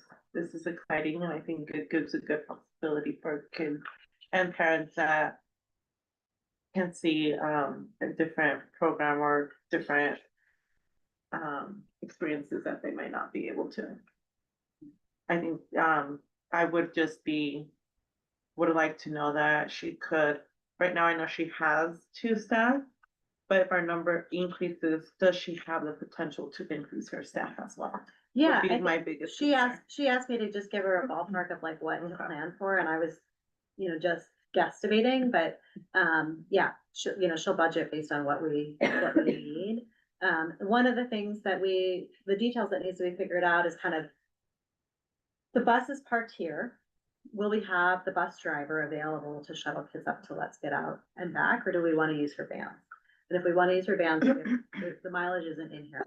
I don't think the mileage to Let's Get Out is gonna be, but I'm just saying that's like an additional thing that needs to be figured out, whether that bus driver, if we do have the bus, one of my thoughts too is like, depending on who drives the bus, or if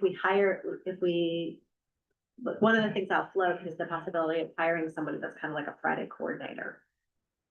Because it is a lot of time and resources, to like make sure all the parents are signed up and, you know, and that everything is running smoothly, especially this first year. Maybe that person gets their CDL and is able to drive the bus, and then can also help Lisa, and that person, you know, can be a third if we have more people, or can be wherever the students are. If it's like kind of uneven and we have a lot of elementary, but not much middle school, which is kind of what I anticipate, can then stick around the school with the elementary, come back with the bus, bring the middle school up.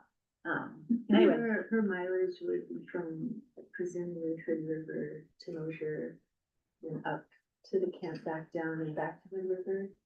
I'm not Like, sure what she would if she would charge for the 5 miles to Hood River or not, but Add that to the transportation. yeah, I could ask her, because I think we may not need it at all because the bus is gonna Right. be, It'd just be, I think, helpful to know. Yeah. like, what the challenge is. Yeah. Okay, gals, we've been working on this. Is there anything else that you want to make sure to get in our heads tonight? We know we're gonna have more conversation on transportation. Do you want to quickly go over what you know, or should we just postpone that whole conversation? So currently, we know that Lisa thinks that, they drop off, you know, at the elementary schools at about 7:50, and she feels like that they could get, I think they actually drop off a little bit before. she could get to Winnetonka at 7:50. 7:50 and start loading, and then they would go from there. So she feels and then I've been a little bit like the 3:50, it's, that bus definitely has some variables. Sometimes it's 3:45 and like today it was 3:48 it came in, like it comes at different times. But I think that's just like making sure that they understand, like, we have kids that are getting picked up and we need them to be here. So I feel pretty comfortable at this point loading buses, but I also think like right now, we have kids that get dropped at 7 o'clock in the morning and they're outside playing. So I'd much rather have kids at 3:45 go outside and play and wait for a bus than I have at, I mean, it's Yeah. 7 o'clock when it's 28 degrees outside. So, Dark. and dark. So there will be some times where it is dark, but they can go into the gym. So I think you're either gonna have kids and kids get dropped off at a huge variety of times, you know, in the morning. So, I think you're just shifting the drop off to the pickup, I mean, to the, going home time, the departing time. So I'm not as worried. I was kind of worried about that, but I'm not as worried about that. So. And then, I mean, she said that, it's kind of funny because she said we're waiting for Dan Peterson to make the decision, and Dan said he was waiting for Lisa to make a decision on that. So a little bit of mom and dad going on. So, Dan's new to his position and, you know, Lisa's trying really hard to get out of her position. So I think we just have to have them come up. And she said that they're still looking at the costs. And I just told her, as long as they're fair and they're not trying to like make a ton of money off of us, you know, as long as they're just charging us the rate, I think we'll be fine. Okay, anything else that you want in our heads before we leave today? There is a 4-day website. I haven't published it yet because I wanted to figure out what everybody wanted on it, but I have all these draft calendars, the videos of staff and students that I made this past week, and then a lot of articles that we've collected from other schools that have done this. So that will be posted tomorrow once I get the AOK. But and if you want anything else on there, we'll put info about let's get out and just send me that info. Yeah, the back page is on there. It's almost, I have it translated. Maybe there's one word that I couldn't read what she wrote that I just need to double check before I actually print that word. So. And then maybe also, like we were talking about revising the calendar. That Yeah. would be worth doing, yeah, before you post it. Sure. I did want to just quickly about the schedule. The only ones that do not have it 45 minutes would be the K ones because 45 minutes of music or PE would be horrible for everybody. Anyway, so what we did to get them because this 45 minutes is actually teacher prep time that you're seeing and also music and PE. So we back to back their recess. And so the music teacher would have music and then walk them out to recess. The PE teacher would have PE and then walk them out so that those teachers would still get their prep time. And it's in the afternoon. K through 3 will get a morning, a lunch, and an afternoon recess. And we've made it fairly late in the day for that last recess, but they still have, and I talked to both, all the K3s and just to make sure they still have a pretty good chunk of instructional time at the end of the day so they can that's where you do the art or something like that. And then lunch is now more at lunchtime. 11:15 is our first one instead of 10:45 as it is currently. And then for the 4 through 8, they're eating lunch at noon, which is better than brunch that we've been doing. Oh, that's great. Yeah, so, yeah, I think what that's going to be is we're probably gonna have to do a snack here in the afternoon. Yeah, snacks for sure. Okay, so I think that we had a couple of things just to like, hopefully I captured all, but Dan, I'm sure did, just to check with everyone. So I think that we decided to, or I guess the board would maybe recommend to have the start time the same for everybody. Is that, did we land on that? I think we agree. said at the start time in the morning didn't matter, but I have that we all wanted to end at the same time. Okay, So I'm ending at 3:45. okay, that's what I thought too, but Dan thought. So I just want to clarify, Okay. so it's 8, so 8:20, 8:25, and then a 3:45 end time. Or 3:50, Or we were gonna 3:50, pull, right? Yeah. But the end time would be the same for every student from the school. Okay, End time So same. that's the way, yeah. so in time would be. I might go more for 350 because I think we're more apt to have a bus out there waiting. I think a 5-minute time is gonna be kind of, what are we doing with kids for Yeah. 5 minutes, so. And then it would be we don't wanna waste that Okay, time. but the recommendation from the board was that the end time is the same for all students. Yeah. Okay, and then also recommendation to add those 3 Fridays, well, 3 Friday options to what we currently have. Fridays will be paid for by Mosier Community School with opportunity for families to donate if they would like.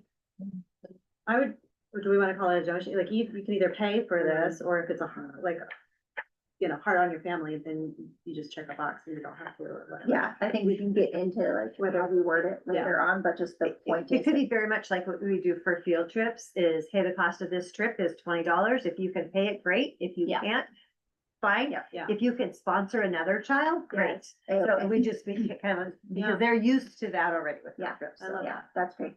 And then, Julia, are you gonna kind of take the pen on drafting the survey questions? Can I ask for a little more direction? Yeah. Just, the thing that's not clear to me is if we want a survey question that says, do you want this 4-day school week or 5-day school week? If we're gonna re-litigate that, sorry to use the lingo, or if we are gonna say, we have made the decision last year to move to a 4-day week, with Friday options. And we have all these questions for you because we want it to be tailored as much as possible to your needs. My vote's that option, but you just said second, not to relitigate 4 versus 5. My vote's the same. Can we word it maybe in the sense of noting that the effort has been made to continue to have the same amount of Fridays that we currently had for school days? That might be beneficial for a lot of questions. So that we just need more feedback. I'm wondering if, because I am a visual person, and so like you just were saying, I don't think that translates in words. I mean, it kind of can, but can you show that, like, this week, or this year, we were off 14 Fridays. Next year, we're going to be off 14 Fridays, like somehow, I don't know, graphically But I or. think we also have to make it very clear what's gonna be offered Yes, and what the Friday's gonna look like before we send out the poll, so that Yeah. people actually know what they're saying yes or no to. That's, Because that is, that's where I think we slipped up a little bit last year and created some, you know, maybe confusion for some, parents. And- So we could just update this, because I think you could just put on a frequent asked questions, because it is on there, like what options are there on Fridays? But we still, yeah, but as a board, I'm just uncomfortable, presenting the idea that we, of certain offerings without being very clear about what they are. Well, I mean, we have, instead of saying we're working on providing, is we could just say, We'll be. MCS will be partnering with- offering Friday options. Part of the day would be focused on academics and part would be on enrichment activities. and then give a spiel about Let's Get Out and what Yeah. that's like. And- Yeah. And I would love to have her come and present to the board or talk to, like, you guys all to be able to ask questions about what her program is like, who she works with. It's really compelling, like, she knows a lot of farmers and educators and scientists and outdoor, like, people who do tracking let's get and, back to your question. Yeah. yeah. So my, yes, like, yeah, go ahead. Yeah. I think it's going back to what Stephanie was saying, that visualization of whatever is being explained in words, like sometimes, having that visualization of not in deep comparison, but hey, this is where we're heading towards would be nice, just because not everyone processes having to read paragraphs versus being able to see something a little bit more visual. So like a calendar or like a typical week? Yeah. Typical week. Typical week and a That's a calendar. really good I idea. think a typical week and then what a typical Friday would look like. Yeah. What's typical? Yeah, Because just typical, knowing that there's some variation there. Yeah. and then, do you know what the?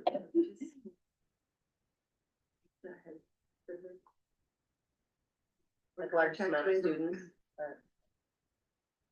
Let's pause that, just, Yeah, let's okay. close guess really that's- quick, so I wonder, so the survey would include a revised version of the frequently asked questions, including a an image of what a typical week would look like with a Friday option. And then it would have questions around drop-off time, pickup time, or like the early drop-off. time, Yeah. For before school drop off.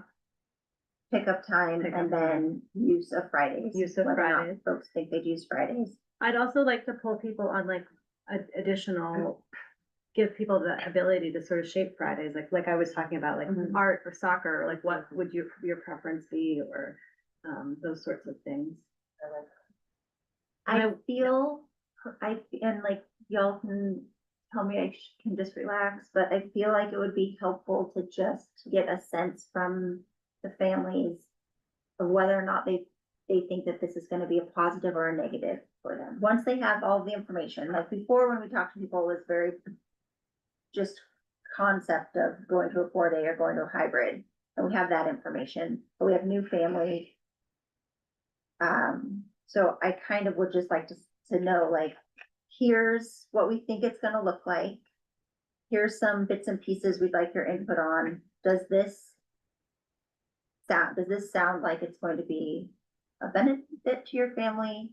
Or do you have concerns, or whatever, however you would wanna phrase a question like that, so you're not just opening it back up, but so that by the time that we have information from every single family, we can look at it and say, we're making a decision that our families are supportive of.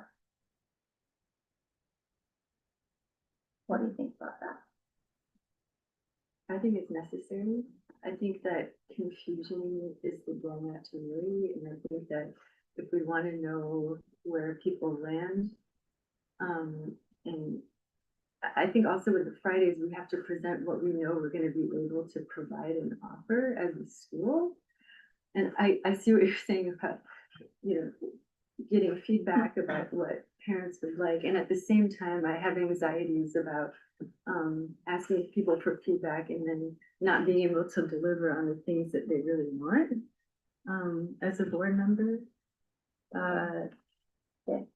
So I hear that, and so why don't we, like we said, present, this is what it's going to look like. And what we can make happen, realizing that later on, this may be potentially something we can shape. And, those options could get thrown out there now and they could have that feed, but for the start of the year, this is what it will look like. But maybe this can change. We'd like your input on this. Would you like to see, like I said, art or basketball, whatever that is, ski program? What Yeah, kind of maybe program, categories, like, would you like to see more? So what about my question? You look like you're gonna respond to it.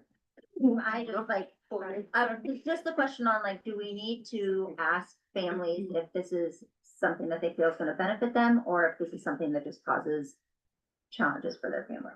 Like, that's the piece that I personally don't feel like I have a good finger on the pulse. Yes, so if we give them all the information and if they are comparing this year, we didn't go to school as it is, the current schedule, 14 Fridays. Next year as it is, you won't be able to go 14 Fridays. I mean, I don't I don't think it's understand where there'd be, yeah, exactly. I don't not think that there's a detriment to them if we're providing, you know what I'm saying? Oh, no, Like, but there are new families and there will be a very different schedule. right, but we can't I'm not saying we have to back up, but it's They're still gonna be able to refresh, school. we have to refresh They agree everyone's most of the time. memory. We're here Okay. to. What if we have Sure, like, okay. if you're concerned and you are still, if this is causing you like serious upset, you may schedule a meeting with Mhm. Michelle or attend our committee meeting, and we would love to work with you and to understand the concern, and we'll bring it back to the board, and, like 5 families opted to meet with Michelle, and this is what their concerns were, that kind of option, so that everyone feels heard, because to me, a lot of the times, people are like, oh no, and then when you realize, like they're concerned about, we don't have enough grants to cover this, and so they're gonna mark, this is really concerning to me, but maybe like we could actually help them understand how that's gonna work. And so I fear that we can give them all this material, but like you said, it may just be overwhelming. And then so the response is like, I'm overwhelmed and I don't, I think people, I think gave that's- us feedback last year, without a lot of information. So personally, I would feel a lot more comfortable if I knew, okay, there's a whole new cohort of families. If they can see what what's being offered, we may avoid. I can give it some thought about how to thread that needle. Without sort of like, cause I, like, when I get like a lot of information, like my initial response is like, there, like you latch onto the one thing that you're like, well, that thing seems, I wanted vacation all of Thanksgiving, cause we always travel to Tennessee and whatever.